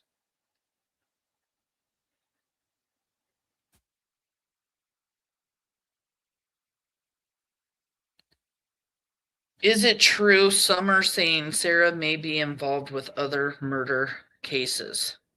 Gemini, I have never personally heard that Sarah's been involved with other murder cases, but I have heard actually from Brandon Shirtliff's ex-girlfriend that Stacey Wandra was involved and someone ended up being hurt, being killed.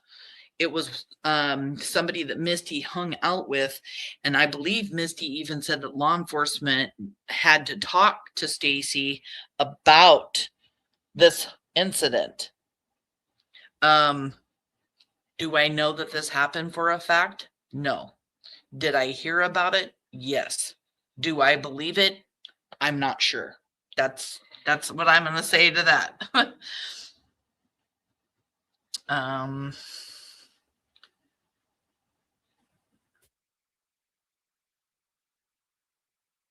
Aussie True Crime, thank you so much for coming in. I appreciate you. Question by Allie and the Tanks. Has Brendan ever spoken to the police about Michael's case? Yes. Not only has Brandon told investigators that he saw Sarah and Stacey put the duffel bag in the basement, he also, so Stacey during the preliminary hearing and during the footage that we watched said that it was either an orange or a red duffel bag. And Detectives asked Brandon Shirtliff if he owned a red or orange duffel bag, because Stacey also says it was Brandon's duffel bag. And then Brandon said, yes, I had a Marlboro duffel bag. And then he proceeded to ask them if they had found it yet. Yes, Brandon has spoken to law enforcement.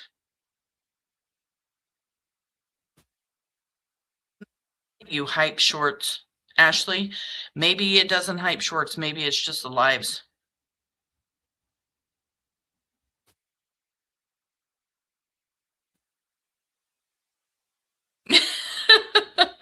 Brandy, hey Sammy. You know, I never asked you if I could call you that. You know what, Brandy? There were just a few people in my life that called me Sammy. And it was my dad and my grandmother. And those two people I love with all of my heart. My granddaughter's name comes very close to Samantha.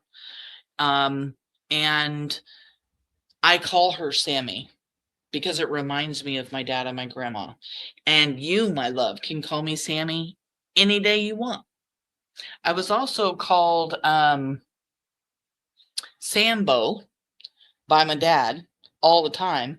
And I got another girlfriend that will only call me Sambo. So yeah, I love being called Sammy by good friends. It's nice to see you here, hun. I hope you are doing well. There's the mama in the house. She has come. Brandy says, this is Michael Vaughan's mama. Good evening, everyone. Thank you for being here for Michael. I really appreciate it. I really appreciate everybody's support and kindness. She loves those prayers. She really does.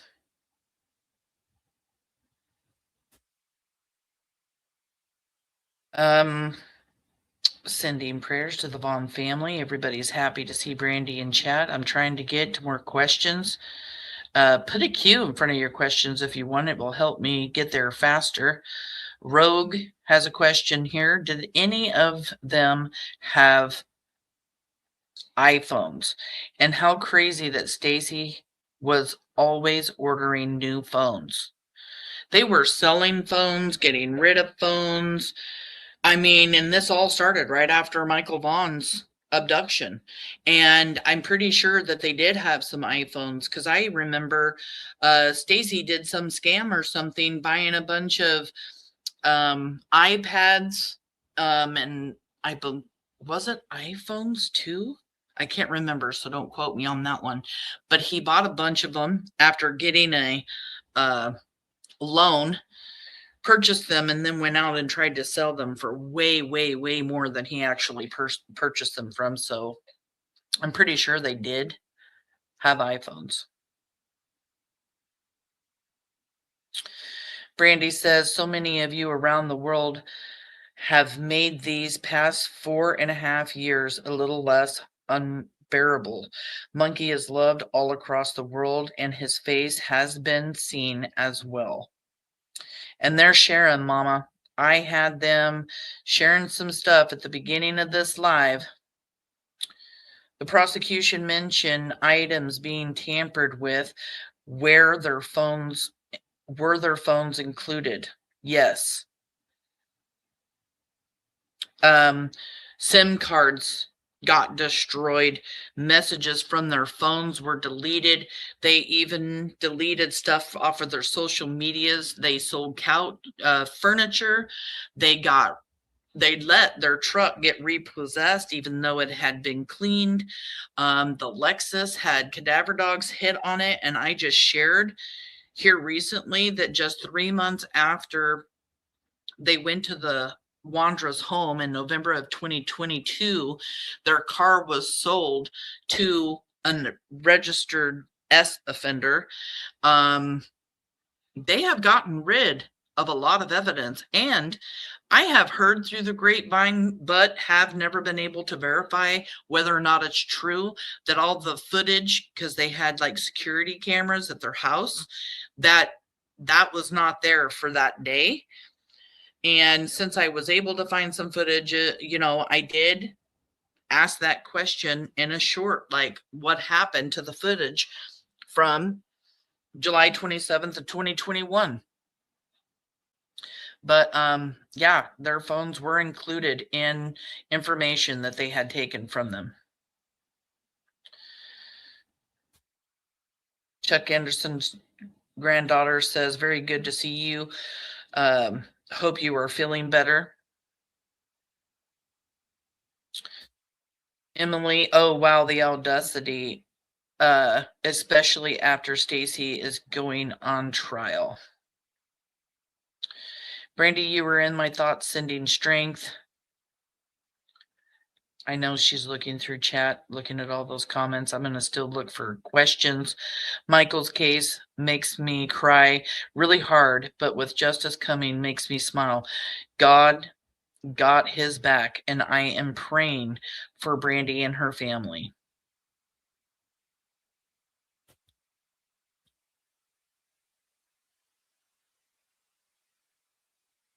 Oh, I didn't know you were sick. I'm sick. My voice sucks, but I had an amazing day with my kiddos and doctor's reports. We even got to Cowboy today.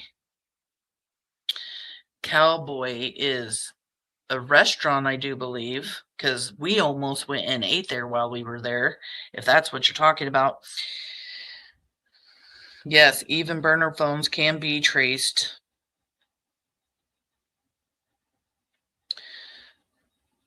Makes me wonder, when he tampered with his phone, did he tamper with pictures, dates, and times? Well, we did do a live, me and a couple of other creators going through Stacey's phone, because I believe that a creator helped him change dates and stuff in his phone from pictures. But I would not doubt it at all if he tried. But when you go internally into the phone, it will still come up. Shannon, I love you. Thank you for checking on me. I love Shannon. She's amazing. Shannon, I got a hold of Brandy immediately. I was like, I don't know who this woman is sending me baby pictures of Monkey. Who is this? When you first sent me those pictures, when we first started talking. I wanted something sweet today, so I made myself some iced coffee. And it is so good.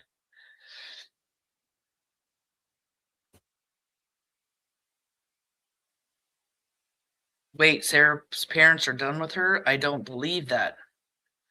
I didn't believe it too, but that's what I'm hearing. That's what I'm hearing.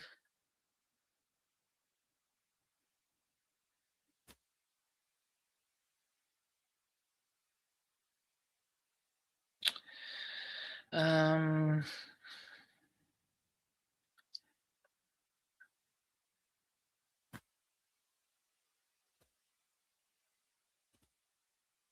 thought that Allison was my daughter there for a second.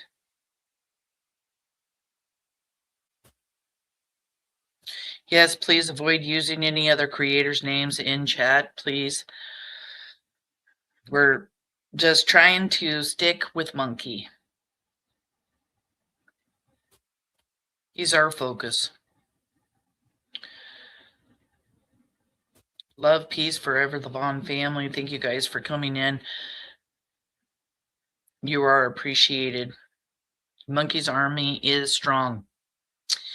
McSporring, you are always late. You don't have to apologize. I know you watched the replay. Thank you so much for coming in all the way from Scotland. Happy St. Patrick's Day. It's good to see you anytime.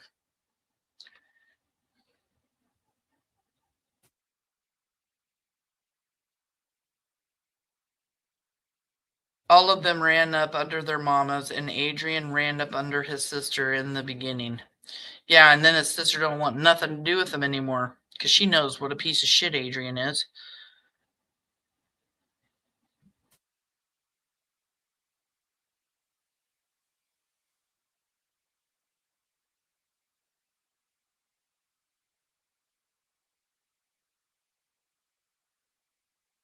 Okay, just looking through.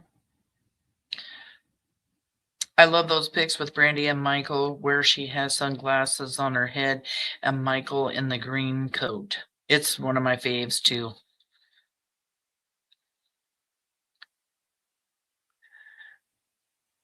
I love the pink hair that your daughter had. It's my favorite color. Mine too.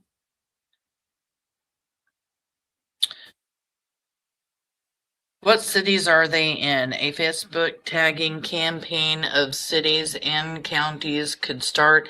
I bet the new neighborhoods don't know about these monsters. Bring Michael home. Well, I know Brandon's in Kuna, Idaho with his mom. At least that's what I heard last.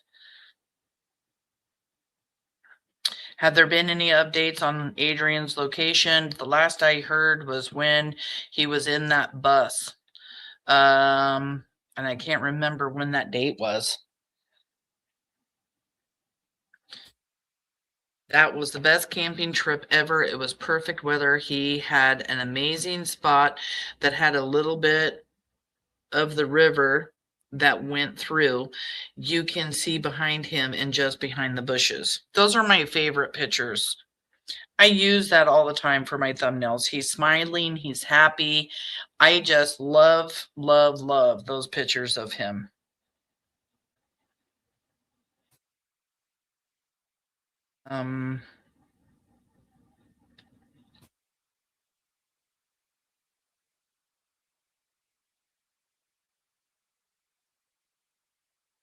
Brandon, would you go after the people responsible for taking your child?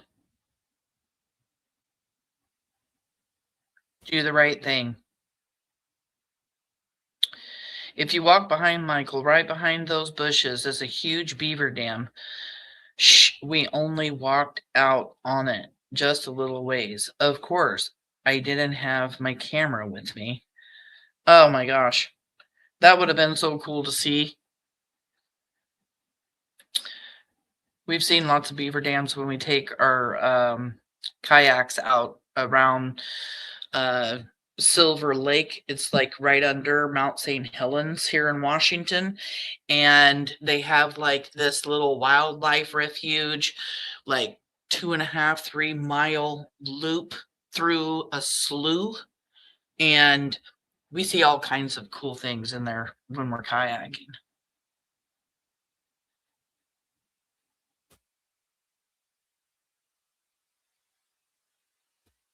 I did get myself some mullein. Yes, I did. The last time you told me. And I use it whenever I am sick and I get better so much faster. I'm so glad you told me about that. I actually got myself some mullein tea, some pure mullein tea. And the last time I was sick, I wasn't sick for very long. And it really, really helped my cough.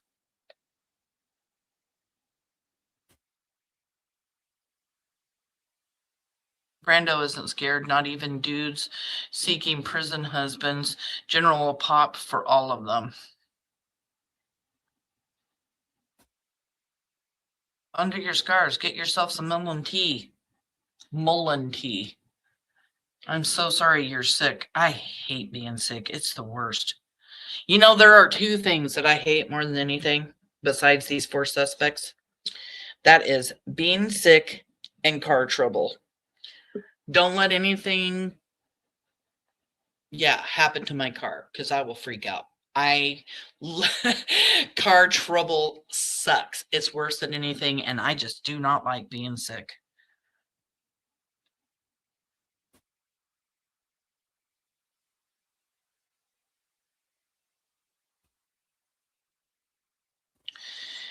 Speedy isn't so speedy. It's a joke. Still waiting on other case. Yep. That's why they can't arrest all 4 all at once. You're not going to be able to give them a speedy trial. There was also a double homicide from a year ago and recently a possible twin children homicide. Yeah, that's what I heard at the preliminary hearing. There were a lot of reporters talking about that too because there's a lot going on right now that Fayette County is handling. And if they do these cases all 4 at once, someone's going to walk free. if not more than one. It's important to just let us be patient, as hard as it is. As hard as it is.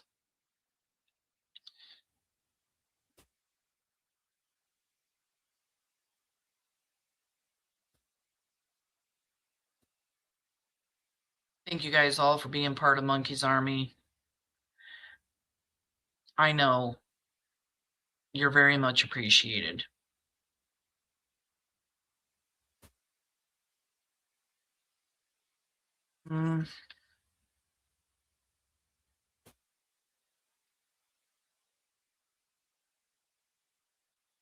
Chaos Mama, I believe that the grandma actually reached out to me asking me how I cope. Honey, I think we all ask ourselves how you cope, because I couldn't. You would have to lock me up in a padded cell for the rest of my life. Sam, do you think this is their first time kidnapping, harming a child?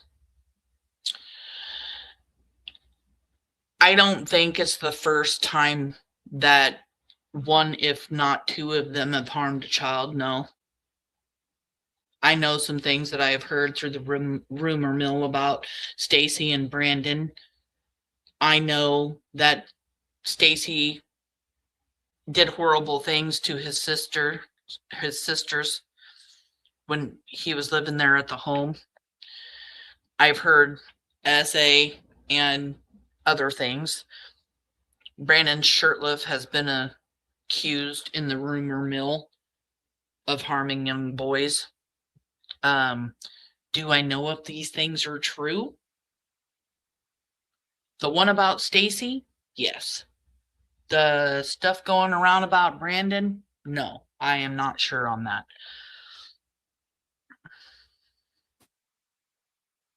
I love how the monster in the closet is calling us lame. How more pathetic can you be?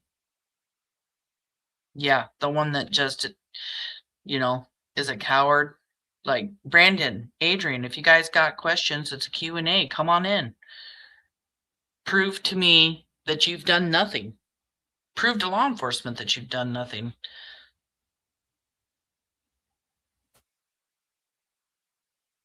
Yeah, I think you use Mama B on TikTok. You ain't got to change your name. I don't even think Brandy would want you to change your name, Mama B. Come on.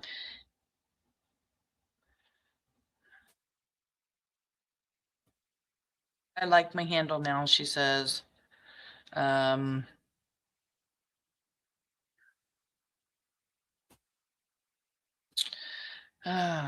see. My best advice to any parent out there is keep your children off of social media.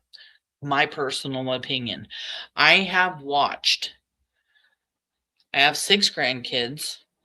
There are a few that are into social media and a few that aren't. The ones that aren't are thriving. And I'm not saying the other 3 aren't thriving. I just see how it affects social media. It's just awful now. And Chris Madonna and Dr. Gary will even tell you that's the worst place for your children to be as far as predators.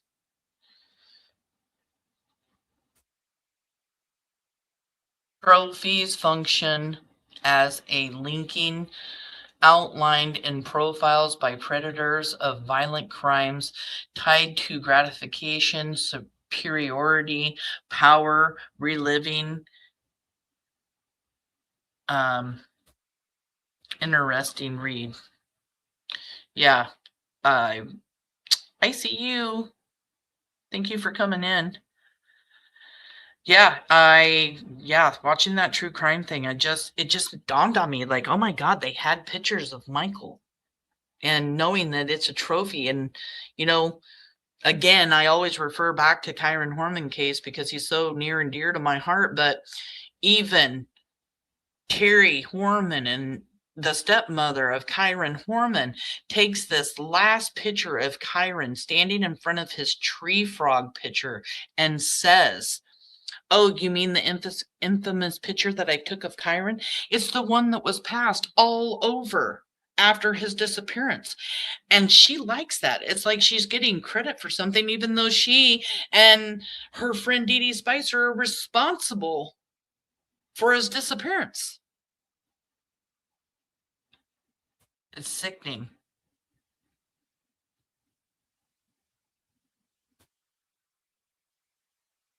It is absolutely sickening.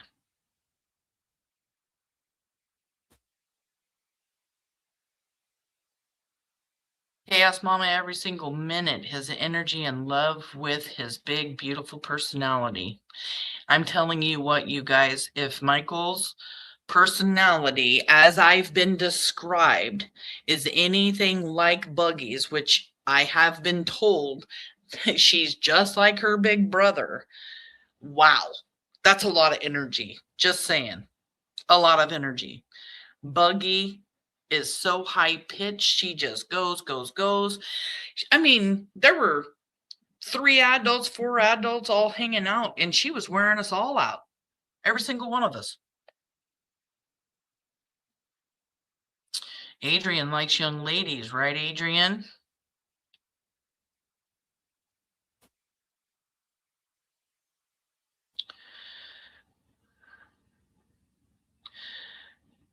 Buggy absolutely loves Bluey. Definitely have learned new words for sure. My grandbabies, my young ones, they love Bluey too. Still looking for some more questions.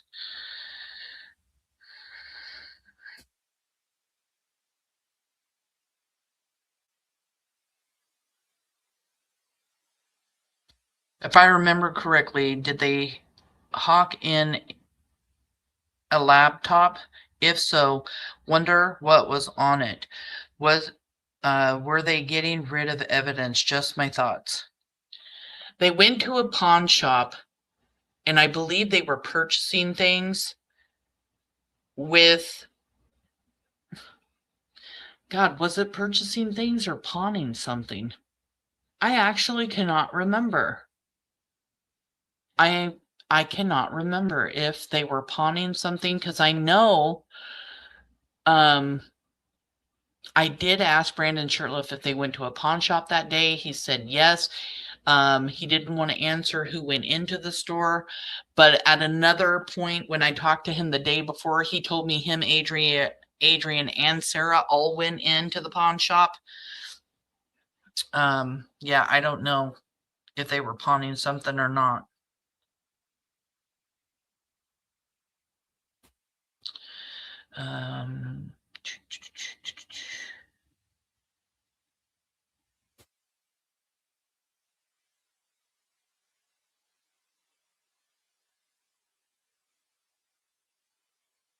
Just looking through chat some more for questions. Brandon has to be caught on camera somewhere. Stacey is a person that you couldn't like if you tried everything. And Brandon is seen on camera. There is footage of Brandon walking around 3 Rivers Way over by the splash pad and then going through like a wooded area headed back towards the Wanderer's house. On the day that Michael Vaughan was abducted, he was actually walking the neighborhood right about the time that Michael started wandering away from the house.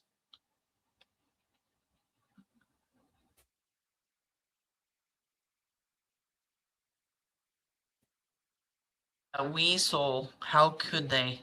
They must be evil. And they truly are evil. They really are.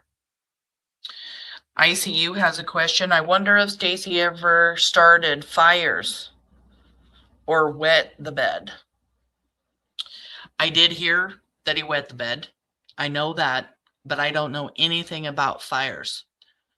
And yes, those are all linked to, behavioral issues and stuff. And we know that Stacey Wandra has explosive disorder, which is just getting angry really, really, really super fast.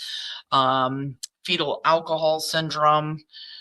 He named off quite a bit of his mental state of mind to John.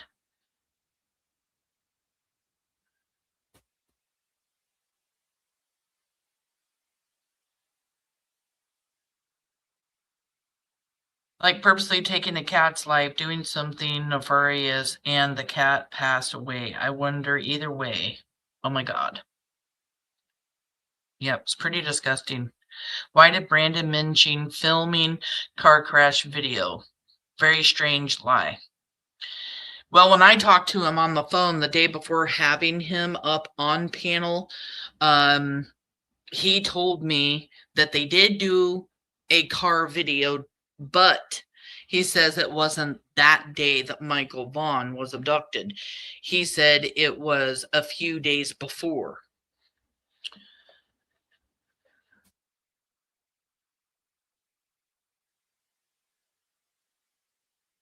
I didn't understand why they let Stacey out after all of the red flags.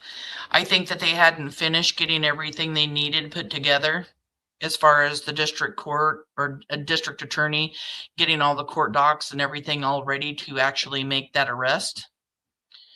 And then, of course, you know, he broke over 20 parole violations, which put him right back in prison where they wanted him. So they just put him right back to make him serve the rest of that sentence on that pew. And yeah, we now know that after he's released from there, he was arrested for Michael's murder and abduction. Was there a pew incident at a hotel with Stacey?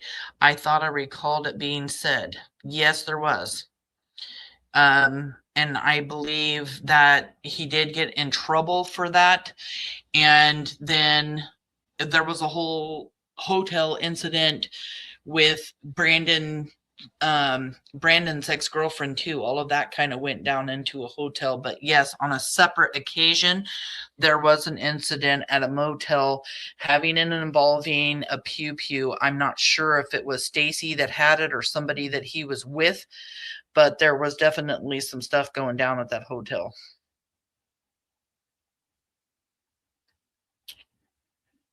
I'm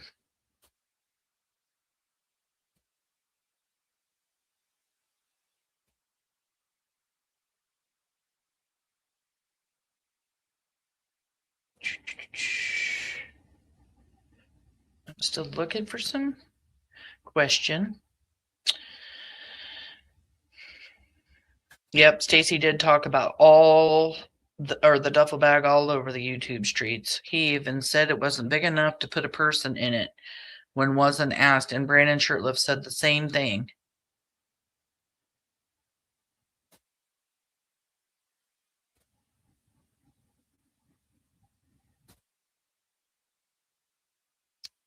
How many phones was Michael information pics found on?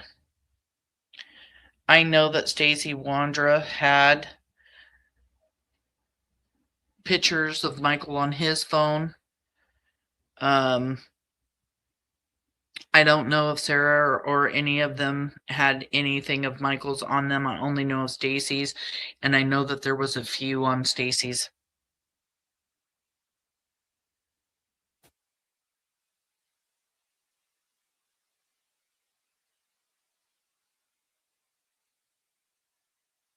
A virtual hug from New Zealand. Oh my goodness.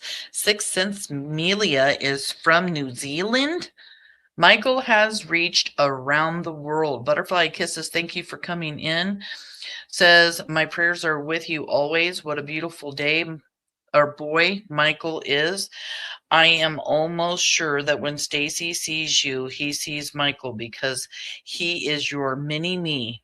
Love and hugs to you all. Thank you so much for being here. Thank you all for being here. Whoa. I scrolled too fast. Hold on. You can call me Sam. I don't mind it. It's been Sam my whole life. Rarely ever get called Samantha. And when somebody says Samantha to me, they're saying it because they can't get my attention when they call me Sam, and then they have to do Samantha because it was always something that my parents or somebody would have to do. to get my attention.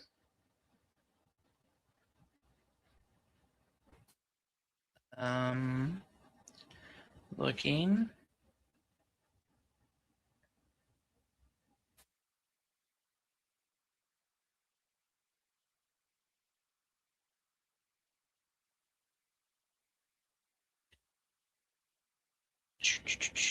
Hold on. My finger is slipping.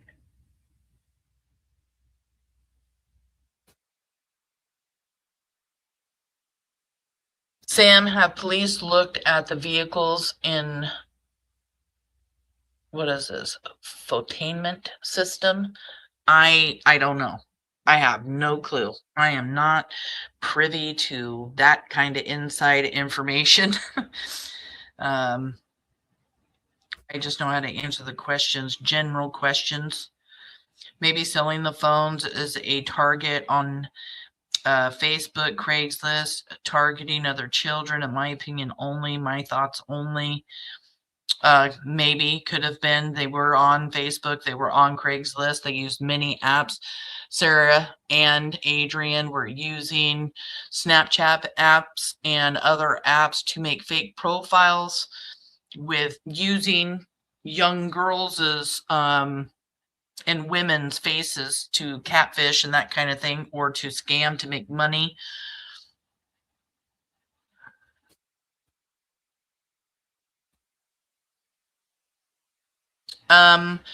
It was in a private conversation, Callie, that I had with Brandon the day before I did a live with Brandon.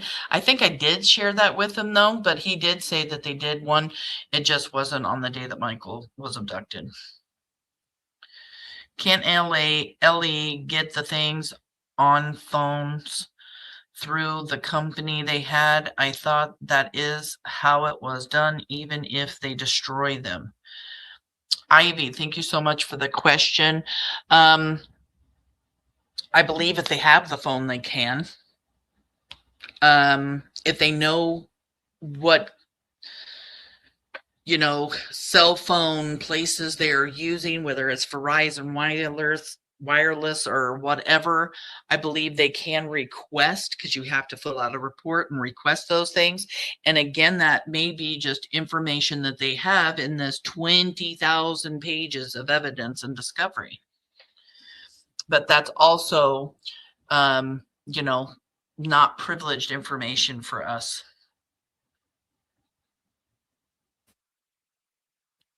I wonder if the police could get the video back like they did with Nancy Guthrie's case. Yeah, I don't know. They might be able to, and they might have already. We don't know. It's just one of those things.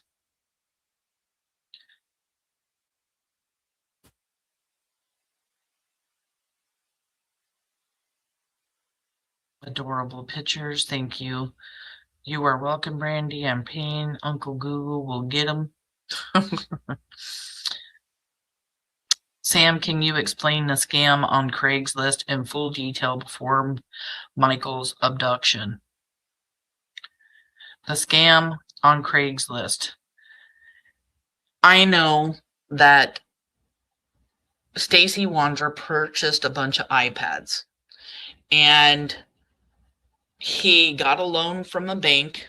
It was a pretty hefty loan, and then went and purchased a bunch of these iPads, and then posted them up on Craigslist to sell them for like $1,500 or something like that, $1,500 or more. And he did not pay that much for them. He actually got a really good deal on some iPads. They could have maybe even been stolen. I mean, I'm speculating there, but he did get a really good price. And he explained this all on a recording I've played before. You can go back and watch the lives that I've done with Hot Mess, going over all of Stacey's recordings, and it will give more detail because you'll actually hear him talk about that. Hope that answered your question, hun.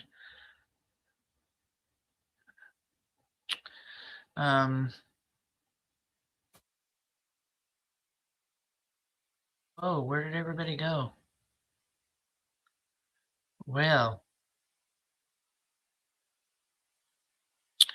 yep, there's two chats going. I got a chat from the vertical screen and the horizontal screen.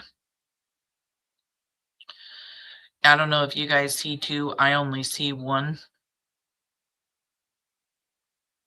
Thank you for all that you do, Sam. Thank you so much for that. I appreciate it. It's all for Michael. It's all for Monkey and the Vaughan family.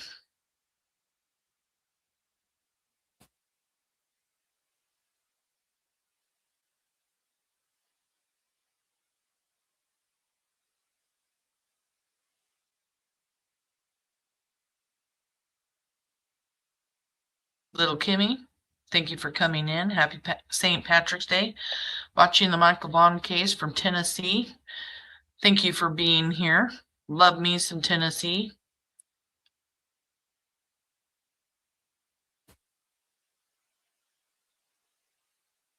I remember a creator saying that they helped remind him of the pictures with dates and times all of the day Michael was abducted. It's ironic, but so helpful of them. Yep, I remember that. Thank you so much, Chuck Anderson. Oh no, Wood Chipper gifted another PNW Crimes Revisited. If you received that membership, please thank Wood Chipper.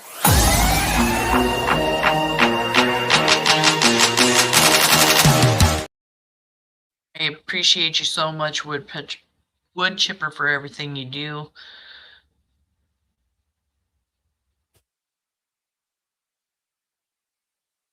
Does anybody else remember when Brandon's friend that Sam spoke to on a previous live said Brandon gave his phone to his son, but it was long gone?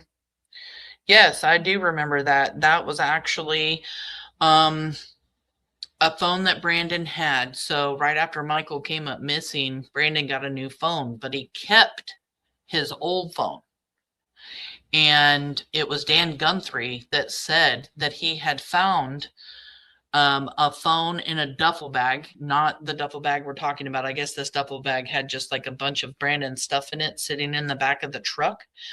And that that phone got sold. I can't remember who sold it, but yes, I do remember that conversation. Thank you for bringing that up because I forgot about that phone.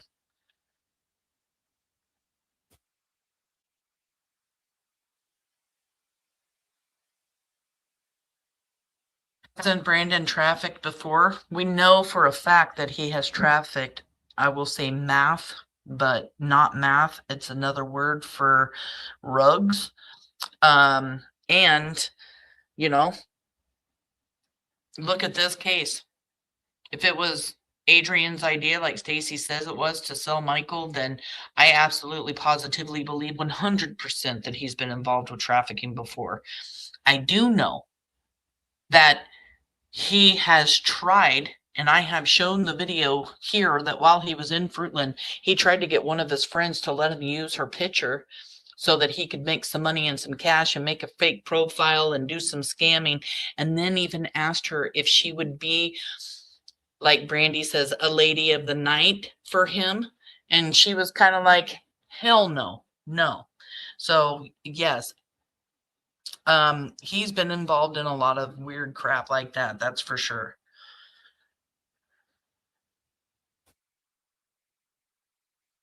Nothing worse than having your kids sick. Sending incoming chicken soup. Well, I want soup. Randy absolutely hates being sick. I'll work on cars all day, any day. Oh, I don't mind working on cars. I used to tear apart and build, trucks and cars and stuff with my dad all the time when he was working on the cars and stuff. I don't mind working on them. I just don't want my vehicle to, I don't want my car to break down. It stresses me out, especially if I can't figure out what happened to it.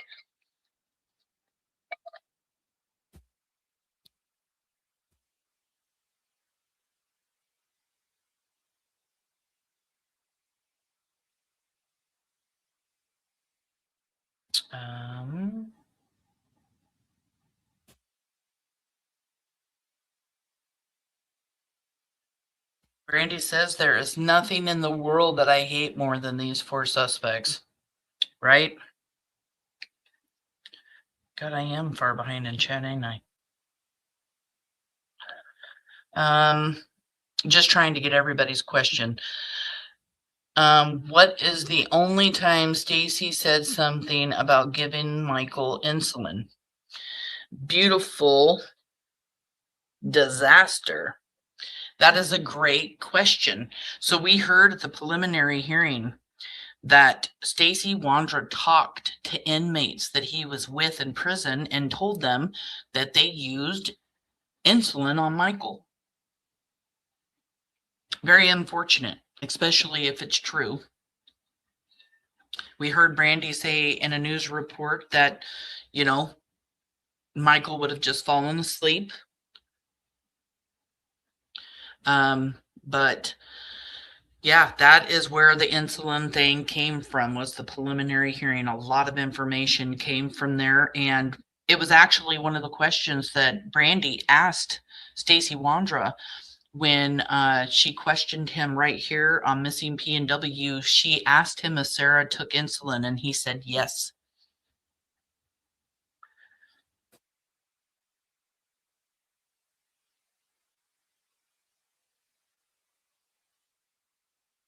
It's hurting a child.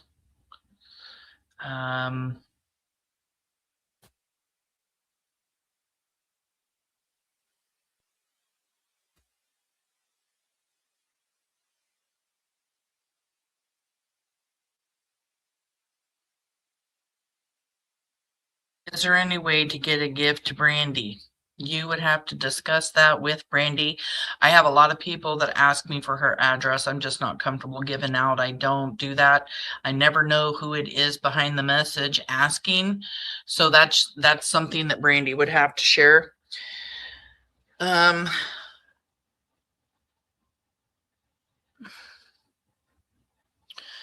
should reach back out to him. Might know more than he thinks, and Sam's got great technique with finding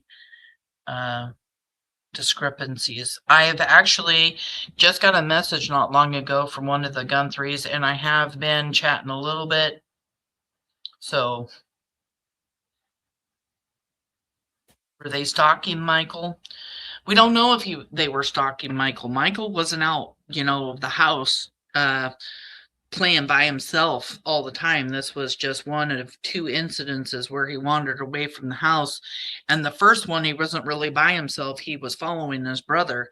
I don't personally believe that they were stalking Michael. I think that day they were out hunting for children. And on that day, Michael wandered off. And unfortunately, under those 2 circumstances, that is why Michael Vaughan was taken.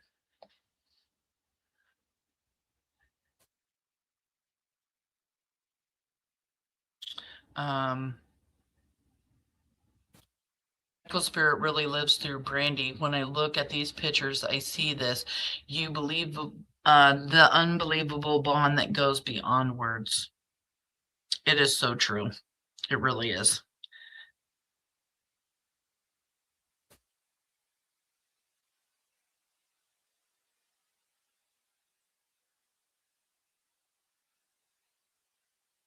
Still looking. Oh, question mark.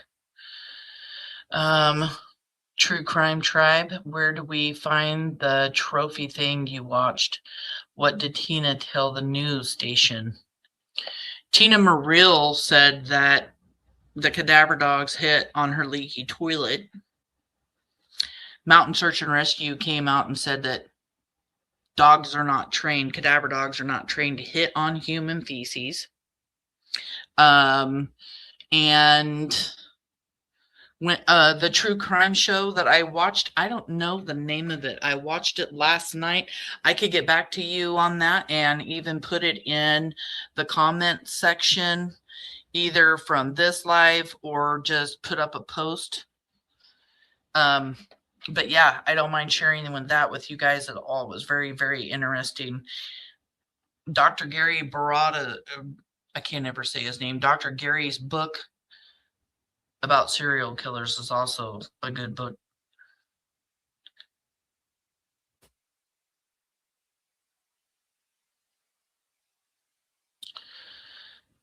Adrian Lucian, Brandy wants to know, have you used young women as mules?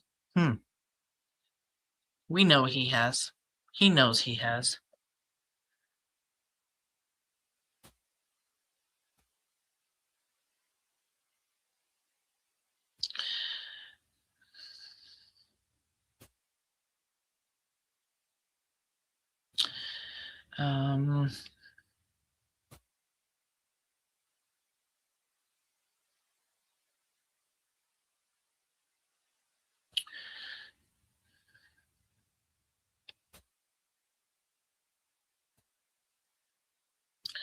Let's just see.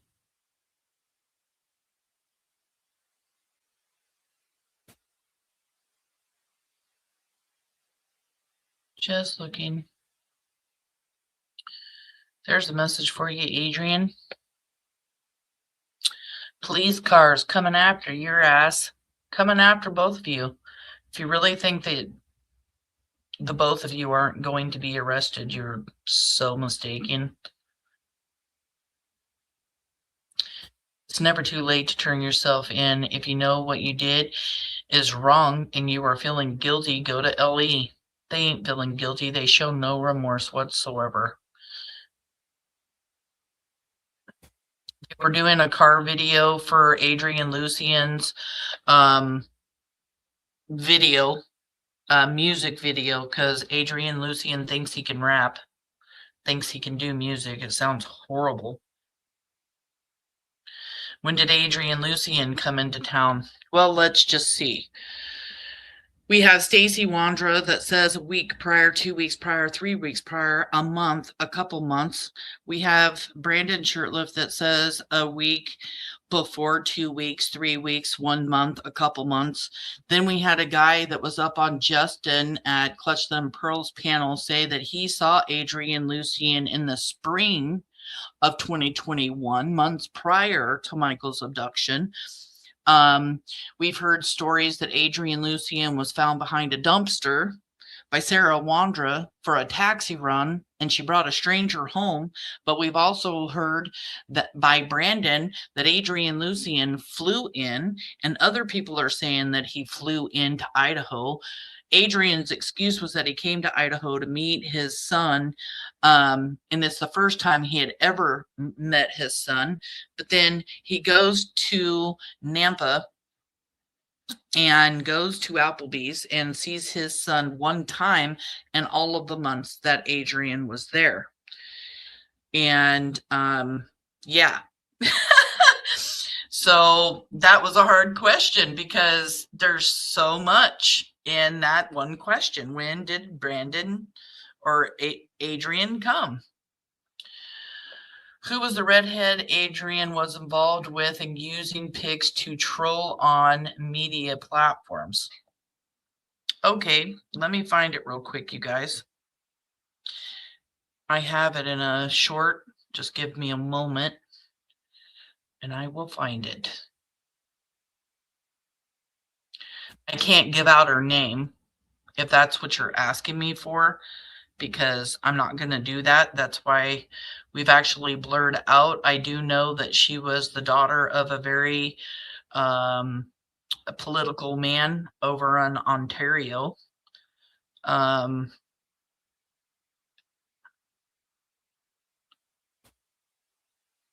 keep going. Let's see.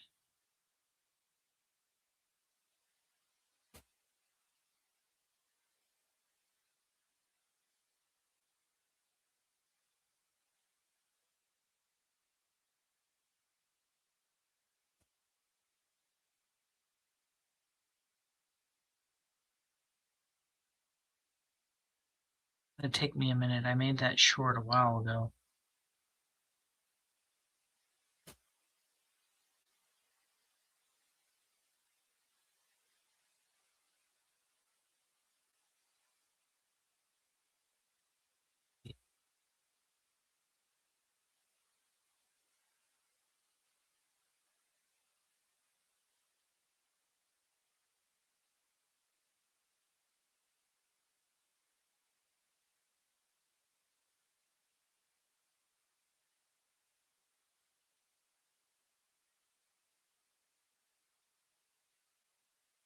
Let me look. I must be missing it. I have a lot of shorts.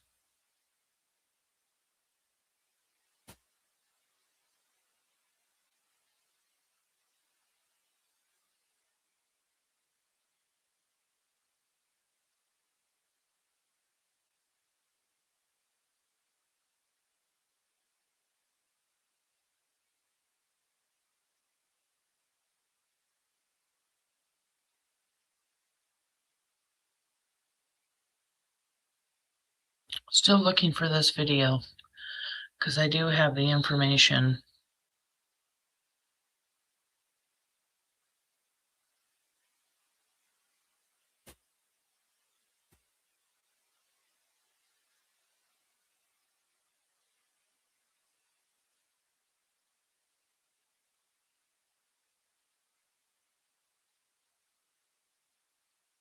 So where is it? This is going to drive me nuts.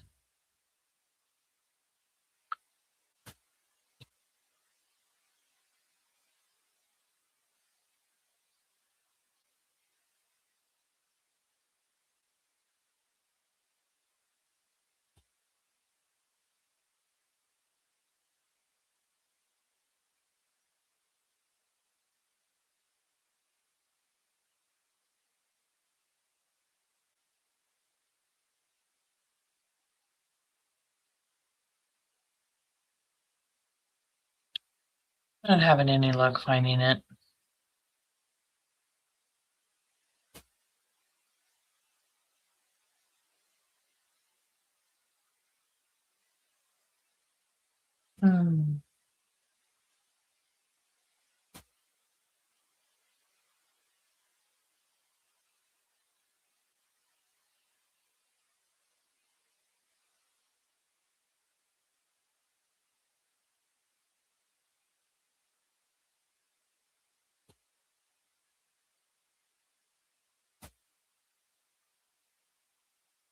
Still here. I'm just looking. It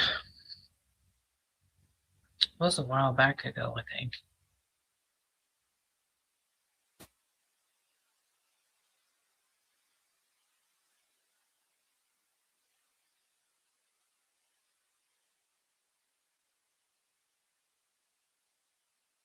I'll repost it or something because I can't find it right now. Sorry about that. I can't remember where it is.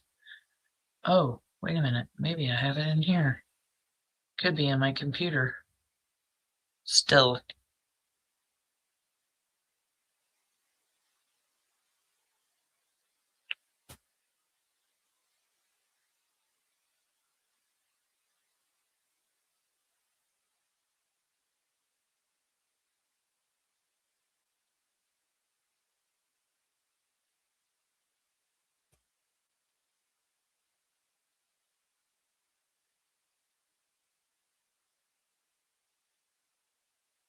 Is this it? I don't think so.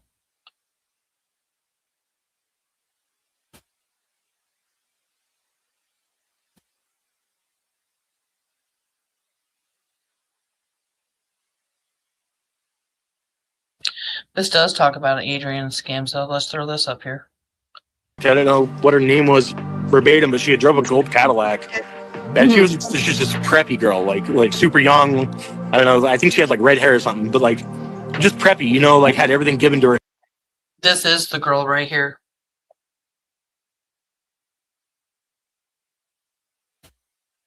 Handed it out to her, you know, and like it threw red flags, you know. But he was always constantly like he was always either going to Caldwell or Nampa or Boise.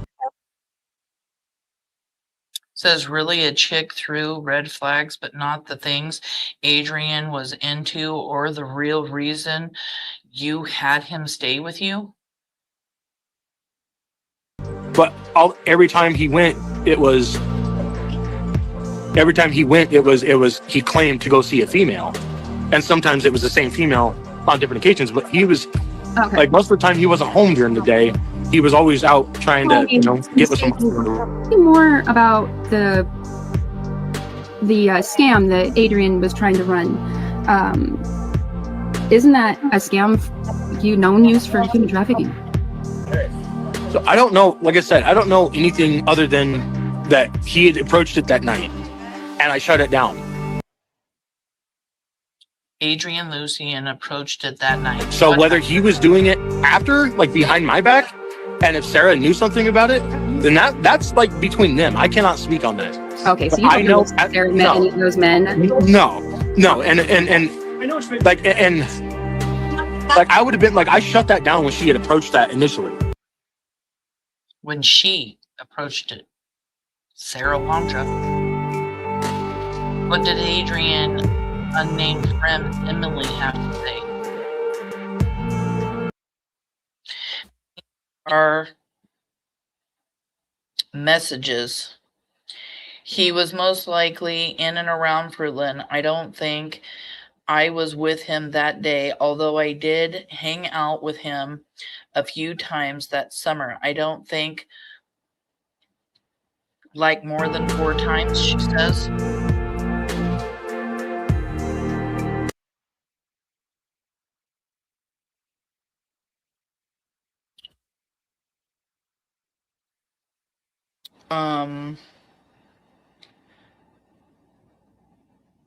I can't really read that right now. What this says, I don't want to know of y'all going. Yeah, I can't read that. And then she's just talking about the times they spent together, 4 times. And then she says, he wanted to pimp me probably and wanted to use my picture and stuff to scam people, but I wouldn't let him. I feel like I saw him one time after that, or he tried to contact me at least, and he acted weird. So she's saying he was acting weird after the fact, because the question is, yes, do you happen to know where he was staying besides at the Fruitland house? I feel like I saw him one time after that. He tried to contact me at least, and he acted weird. And of course, she's saying he wanted to pimp her.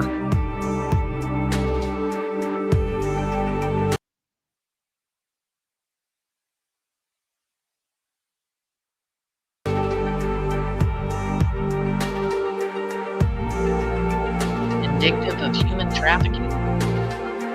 TikTok, Adrian.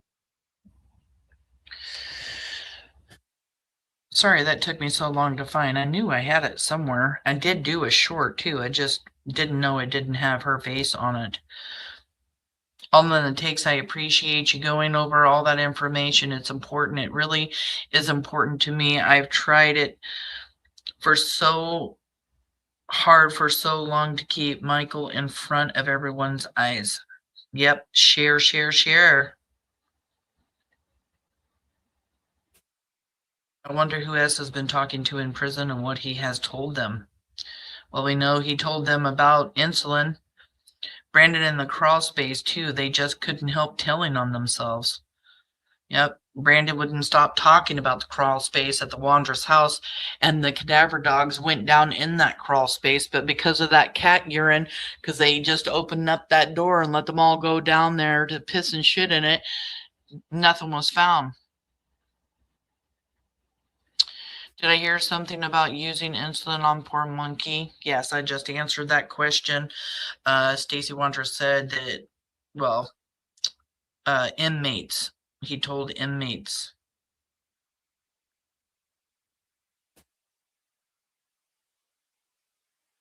And he says, isn't it lovely that all prison calls can be recorded and used?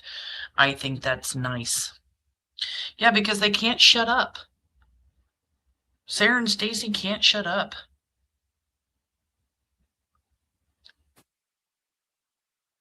Why don't Stacey's adopted mother and father testify to being assaulted from Stacey? They would make great character witnesses. I don't know that he was assaulting them. I've heard things about Stacey doing things to his sisters. But I mean, Tammy was asked by law enforcement, talk to Stacey, see, get him to say something or talk or whatever, and she did. She's a great woman. And if she had to go testify in front, in the courtroom, she will. And she'll tell the truth too.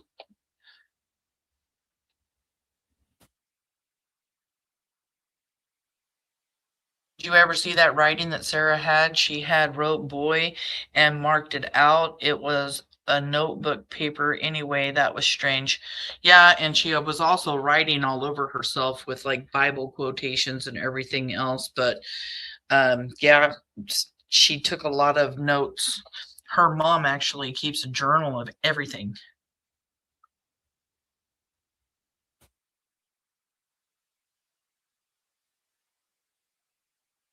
I am not trying to put his adopted parents down, but somebody needs to testify about what they have seen or known. Yep. Tammy definitely would, for sure.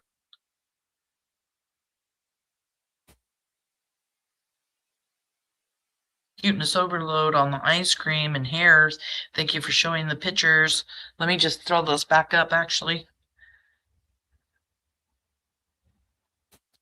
It's great to be able to answer these questions, especially, when people spread misinformation and start the rumor mill going. Recently found out even if you turn off your location, they can get a search warrant to Google to find out your location. Yeah, it's all in the cloud too.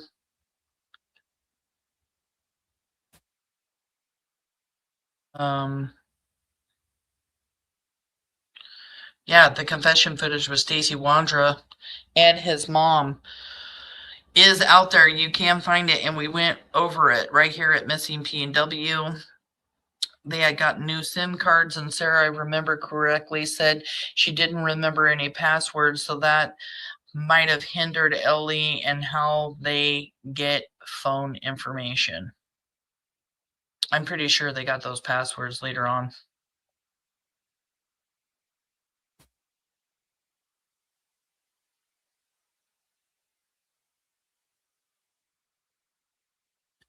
All of that stuff that you are mentioning, everyone, that's FBI. There was even a FBI agent that came and stationed here from California for months working on Michael's case. Nice. I love that. I love finding out new information. That's new information to me. How does Stacey and his phone information if they got rid of SIM cards and phone? Because they were multiple phones. Multiple phones. They were constantly getting rid of phones, getting new phones, selling phones. Like, yeah, multiple.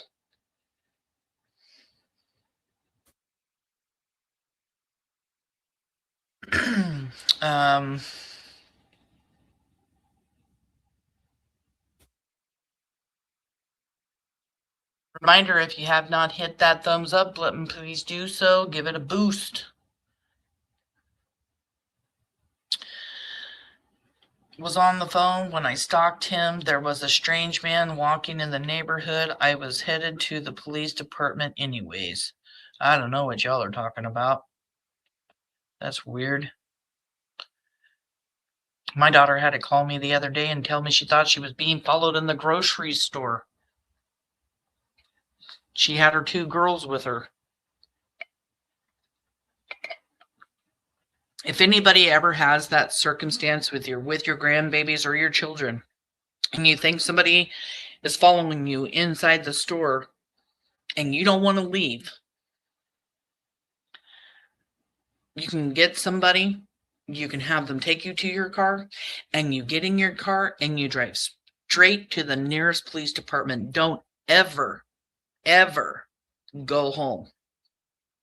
And if you feel too threatened, call the police and have them come where you are. kill somebody in the store. It's sad. It's happening all over their country right now.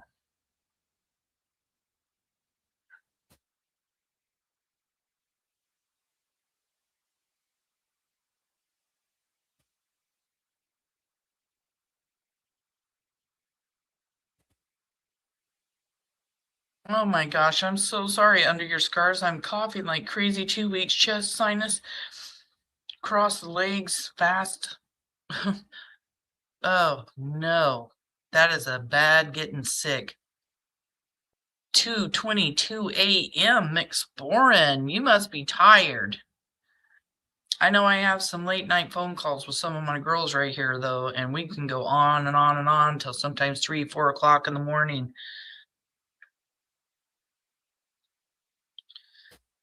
Trying to get through all the questions. Chuck Anderson's granddaughter, Tyler, told Chris Madonna to put them in a room with me for 5 minutes. Yep, he did. I heard that. That's on an interview that Chris Madonna did with Tyler. Went and spent some time at the family home in Fruitland.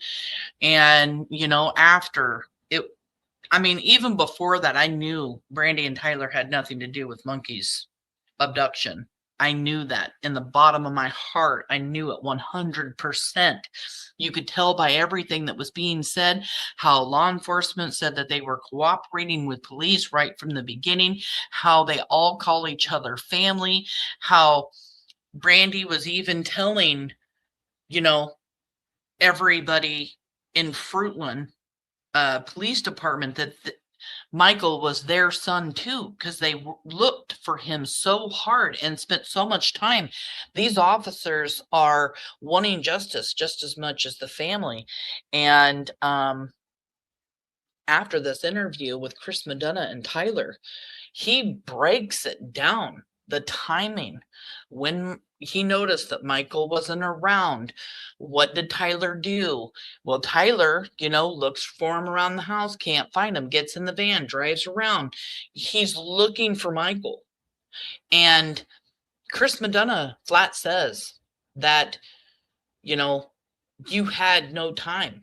There was no time for Tyler to have done anything to Monkey, because people in the house also have to be interviewed. The brother, the sister that were there, they were young, and Bubba was around 11. I believe, I want to say Blue was like 14, 15 years old when Michael came up missing.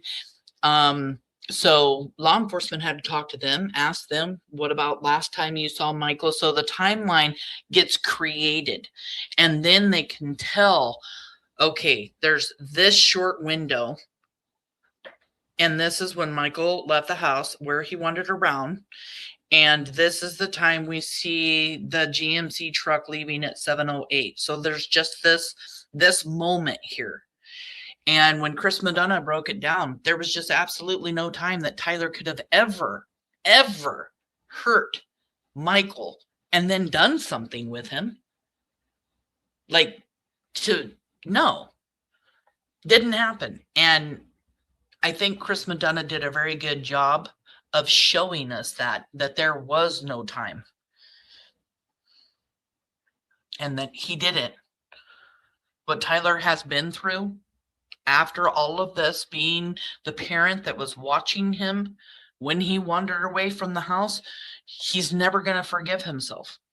I hope Tyler does forgive himself, because it's not his fault. It's nobody's fault. This is what children do, especially children, you know, like Michael, because he was just so, you know, wanted to go play, he was happy all the time. He just wanted to find a friend to go play with. He was very energetic. He was very curious about everything.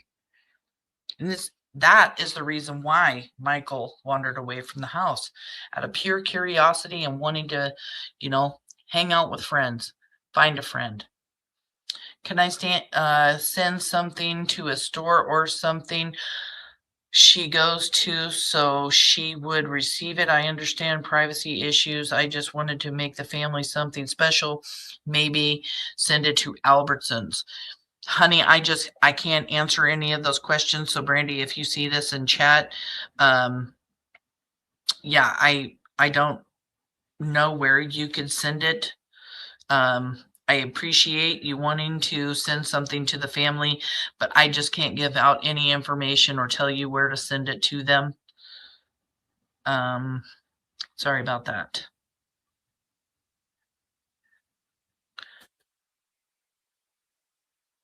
Has McDonough been around? He was talking about Stacey's trial coming. You know, Stacey Wandra said that Chris McDonough was going to come to the preliminary hearing, and I got all kinds of excited, and he never showed. I was just remembering that night when I was in Vegas and you were working, I think my shift at the bar, and that fight broke out between the cowboys and the bikers, and you handled that like a champ. And dude, I could see Brandy getting down. She Miss Badass. I think Monkey's Army is badass.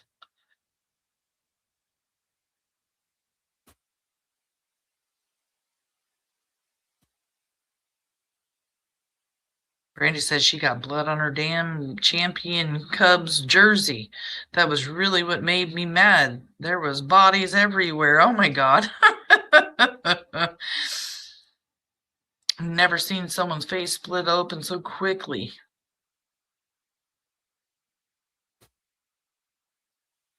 Girls, settle down. Settle down.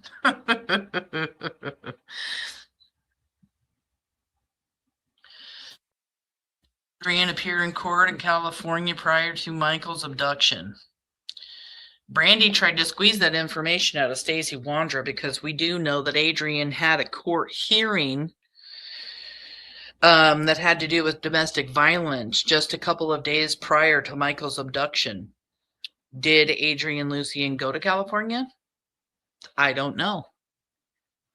But he has a lot of ties to people in California that do a lot of nefarious things.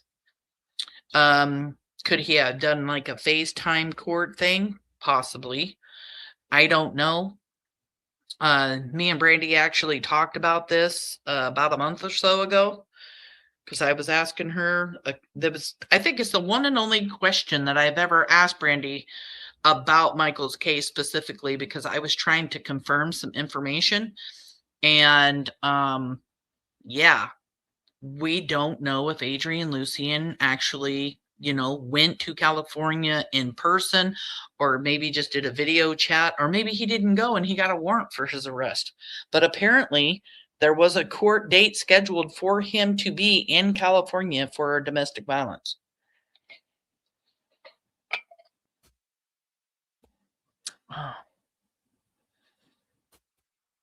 We got about 7 minutes and then I'm going to get off of here. So Adrian dad filed his lawsuit yet? Of course not. He ain't going to file a lawsuit against anybody. And if he does, he'll have to talk in court about his son and what his son did. And Adrian knows what he did. He's ashamed of his son. He would never go to court and talk about any of it, because if he went to court filing a lawsuit, he would have to talk about why he's so upset with this creator putting on information on his son. And then he would have to talk about what that information is. And what the information is that Adrian Lucien has knowledge of and did or was involved in Michael Vaughan's murder and abduction. And he ain't ever going to talk about it. Yes, Callie, I was threatened. Yeah, pretty much to stop talking about Adrian. Or his daddy was going to sue me.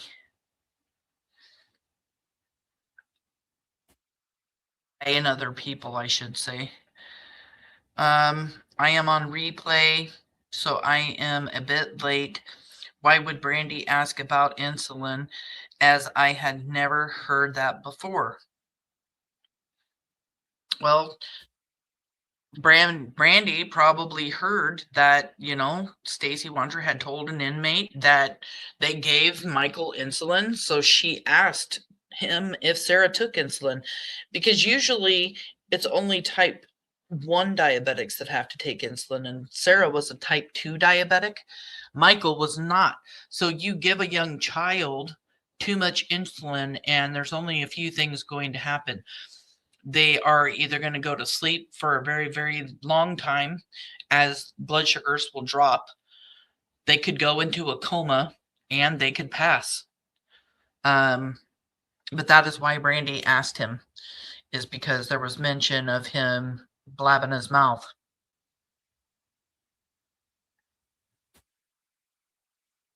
Nobody's using Adrian's dad's name. Lawsuit. Tell your son to tell law enforcement where Michael is. Protect him. Make him accountable. Exactly.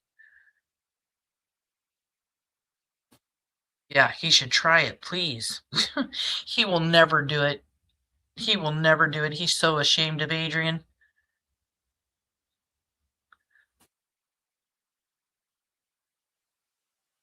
Always with no vehicle. Well, maybe I should ask Adrian's dad why he's not holding his son accountable for his actions. I mean, I don't have to be nice. I really don't.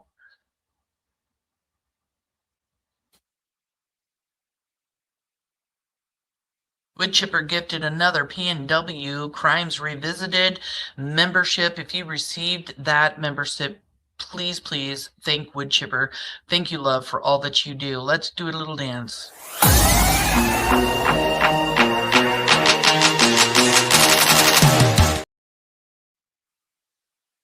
He's just so evil to the core. They all are. They really are. They're just evil. I'm the oldest, but my youngest sister, Emmy, likes to try. She thinks the oldest sometimes. She's one of the only ones I let boss me around. This is such a good chat tonight, you know, just to be here, just to be relaxed, people cutting up, talking, sharing stories and everything, and then having all of these questions and being able to answer them, having Brandy here, you know, this is a good, nice, relaxed chat. I think we should do this a little bit more often just to, you know, this was relaxing for me. Even though I'm here talking about Michael Vaughan, talking about suspects and everything else, it's relaxing to me in the way of I don't have to do any work. I just have to answer questions. And my mind has been all over the place lately, so that helps me just be able to relax and still work for Michael. Do you know how many times I have watched this over and over and over again, and it does not stick in my brain? It erases every time. I don't know what you're talking about. Don't know what you're talking about.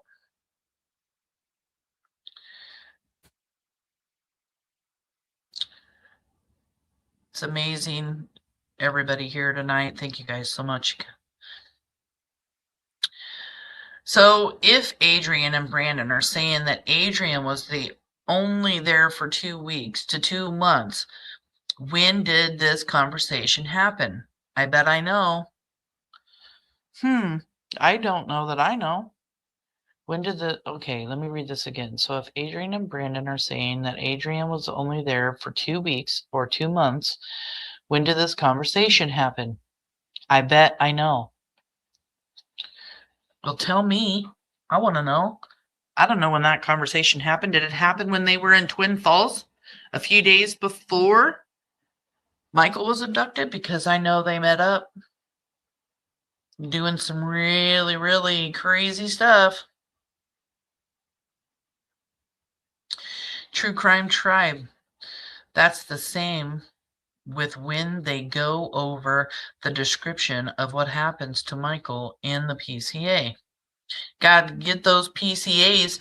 Those probable cause affidavits are available on both Sarah and Stacey Wandra on my Facebook for free with, you know, no watermarks on them. And that is Michael Vaughan Case Revisited Discussions Group. I will pin it right now. Everybody's more than welcome to come over. Let's see. This is the Michael Vaughan group. What else do I have that I can share for everybody? Don't forget that there is a reward for, coming forward with any information leading to Michael Joseph Vaughan. All you got to do is call the tip line at 208-642-6006, or you can email findmichael@fruitland.org anytime. Please let law enforcement decide whether or not that tip is credible, if it's making you sick to your stomach. If you know something, if you even heard a rumor and you don't think the rumor matters, please tell law enforcement. Just because Stacey Wandra is going to trial does not mean that law enforcement doesn't need any and all tips. It really helps. Here is also Michael Vaughan's playlist that I have created of all of my lives. You can just go over to Missing PNW Crimes Revisited, click on playlist, and there are quite a few playlists. I have Michael Vaughan's videos, and I have Michael Vaughan lives. Those are the lives that I have done where I have put out a lot of information on Monkey. And, the information that I put out, I do a lot of court docs, factual things. It's really interesting to see, especially if you're new. And then Monkey Monday, you can go over to the round table where Wendy makes beautiful videos. She covers so much information, timelines. Purple does Monkey Monday every single Monday. She promised Brandy that she would do that, and she has continued to do that. So please grab those links. Also, in the Michael Vaughan Case Revisited Facebook group,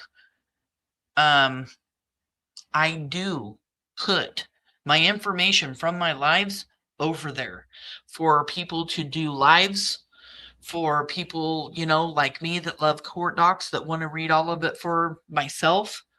It's over there. It's available. My girl Tiff sent a package to Brandy. She wants to know if you have gotten it yet.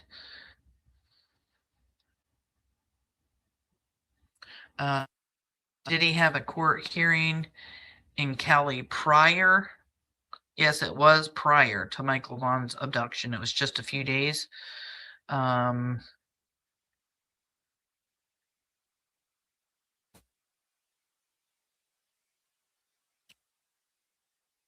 see.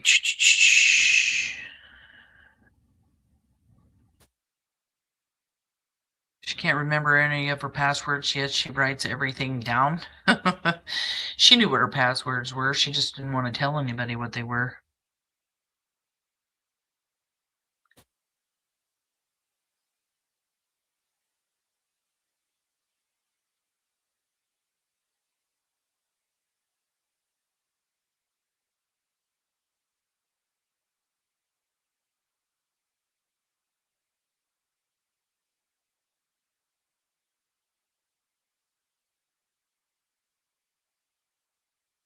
Just looking through chat here. Don't want to miss any questions.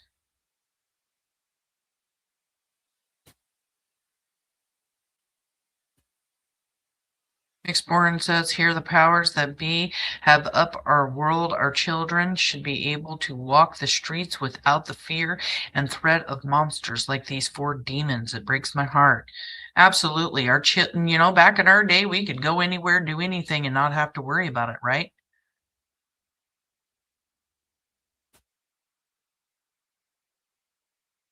Tyler would never do that. He does not have that in him to do anything like that. He has always been a kind and loving person. I will never forget how happy he was when he found out Brandy was pregnant. Oh, yeah, Tyler would never. He's so soft-hearted. He really is. I got that from him when I was down there.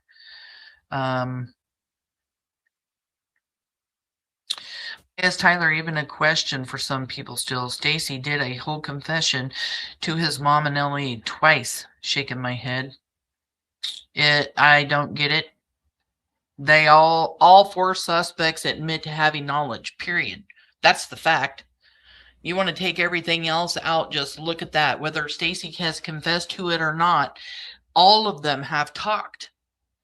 That's why we have so many tips that have come into Michael's case.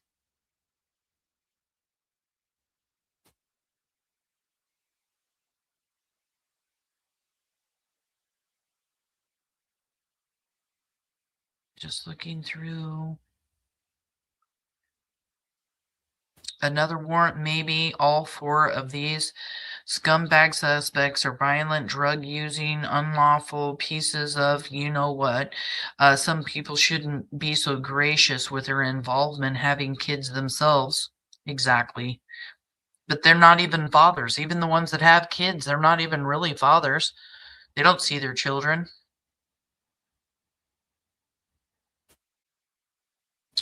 Don't forget that Stacey had said to Chris McDonough that it was Sarah's insulin stuff when he found the Bibles. Ooh, thank you. I'm writing this one down. It's just another short. Thank you. Yep, better write down Chris M. Confession footage.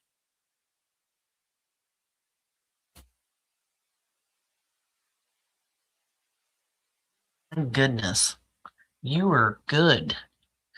Hell, you probably watch everything a billion cajillion times. You know everything. That's a great, great, great thing. Not a great thing like that. You know what I mean. Just information I had forgot was there. Right? Show me what you got, Mr. POS father. He ain't got nothing. How much longer from April will the trial actually start? We'll know. And here's the thing. So Stacey goes before the district court on April 15th at 10 a.m. in the morning. And they may or not set a date for trial. They usually do at that time. But you already know that Stacey Wandra's attorneys are going to try to put this off over and over and over again. The DEA might have to put something off for a short. So this is going to get pushed back. But the great thing is we know that Stacey Wandra has asked for a speedy trial. And he's done that for a reason. He doesn't want to sit in prison any longer than he has to. He thinks that he is going to get off even after trial, even after this preliminary hearing. He still thinks he's going to get off. And so he wants a speedy trial so he doesn't have to keep staying in prison. So I don't know that Stacey's going to allow his attorneys to keep putting this off, because that's normally what happens. Attorneys take advantage of the fact that they can ask for more time to give them time, and they're going to need it with over 20,000 pages of discovery. And gosh, I just love this question. Yes, I mean, we don't know when it's going to happen, when it's going to start, but Stacey Wandra wants a speedy trial. He doesn't want to sit in prison. So hopefully his attorneys, just do it. A hot tub interview every time he needed to think about it. He'd take a swig out of his can to buy him more time. Absolutely. Brandon Shirtliff did that. Oh my gosh, yes.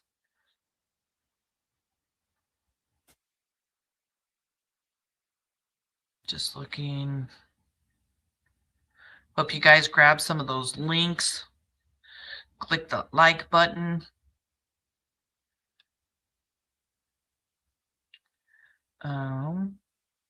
Holy frig, I made it. I made it all the way down to the bottom. I answered all the questions that were in chat. I made it all the way. Okay, thank you, Mama V and Samantha, for answering these questions. If I did miss any, I'm very sorry. But man, I started up at the top from the beginning of the live and went down. So guess what that means, you guys? I'm getting the hell out of here. I made it to the bottom, and we're running on 3 hours and 9 minutes. If anybody has any information about Michael Joseph Vaughan, please come forward and give it to the tip line.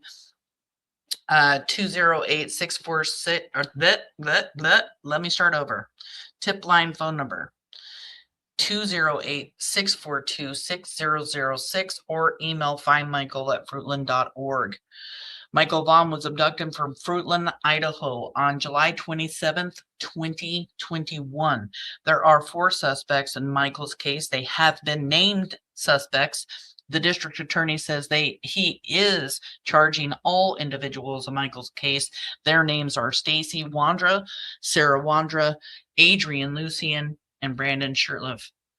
Stacey Wandra will go to trial. He will be charged and is being charged with first-degree murder, second-degree kidnapping, and destruction of evidence. Sarah Wandra will be released from prison October 2026, but not as a free woman. She will also be charged. There's a hold and a warrant for her arrest. She will be charged when she is released in October of 2026 for first-degree murder, second-degree kidnapping, and destruction of evidence. Brandon and Adrian, they run, they hide, they're cowards. Brandon knows where Michael is right now and refuses to give Brandy and Tyler back their son. Their brother, their sister, or their brother, their nephew, their grandson. It's time to bring Michael home. Brandon, just go talk to police, please. Again, if you have seen Adrian Lucian, call in the tip line 208-642-6006. Tell Fruitland Police where you seen Adrian. Now that Adrian knows that the heat's on him and that I'm hating on him hard, he is going to try running. So let's keep track of him. And if you see Brandon Shirtliff, ask him where Michael is. Holler it. You don't have to get close. I don't want anybody to get hurt. All I'm saying is this really worked in Kyron's case? Just asking the suspects, even if you want to ask the suspects on social media. Don't get yourself in trouble. I'm just asking you to ask Brandon Shirtliff where Michael Vaughan is. A lot of information has came out. I really appreciate everybody coming in. I thank you guys for being here, supporting me, the Vaughan family, and Michael. We are Monkey's Army. We're not going anywhere, ever. Not until all 4 suspects are locked up. That is the goal. All 4 suspects to just sit in prison for the rest of their life. And they're all looking at the DP. An abduction and a murder doesn't sit easy in Idaho courts. And we're talking about a 5-year-old little boy. Michael Joseph Vaughan, our monkey. We love you, Brandy. I know you've been having a hard time, babe, but we love you. And we're here for you anytime you need us. You want to do a relaxed live and just come into chat to shoot the shit? We'll do that if that's what you need and lift you up. Always, always, always here for you, every single one of us. Again, if anybody has a tip, please call law enforcement. Let them decide if your tip is credible. It's so very important. You can't hold that in. It's got to be just making you sick to your stomach. Be Monkey's hero. Be the Vaughan family hero. They need to lay Michael to rest. They need a place to go. They need to know where he is. They need to be able to go talk to Michael, to go sit and cry with Michael. They just want Michael home. And if you have information that could help, Brandy would hug and kiss you all over if you turned in that tip. Let me tell you, they don't want anything more than to bring Michael home. Please call in a tip if you have any information, whether you believe it's rumor or not. 208-642-6006, or you can email findmichael@fruitland.org. Again, slower, 208-642-6006, or email findmichael@fruitland.org. I love you guys. Thank you all for coming in. Thank you for your questions. I hope I was able to answer all of them. Thank you for all the support for the Vaughan family. I really, really appreciate it. Share Michael's face. Opal came in. She left a message. Just a gentle reminder, you are appreciated. Don't ever give up on yourself, and don't listen to others who give up on you. You matter, and I believe in you. Thank you so much, Opal, for the beautiful messages. Your heart is so big, and we love you so much here at Missing PNW. Just absolutely love having you here. Rest well, Brandy.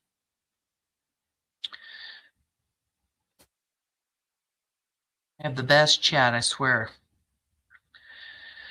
Prayers to you, Tyler Blue, and entire extended family. We are Monkeys Army, strong, supportive, and massive.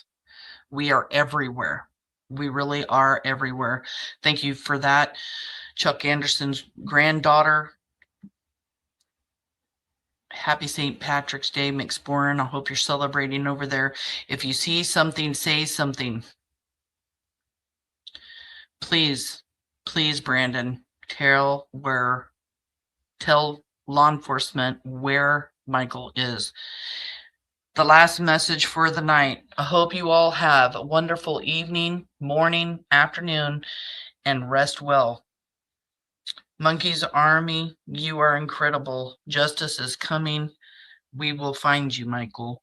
Mama Pinky promised, Michael. We're gonna find you. Mama's gonna do it. Thank you guys so much for coming in.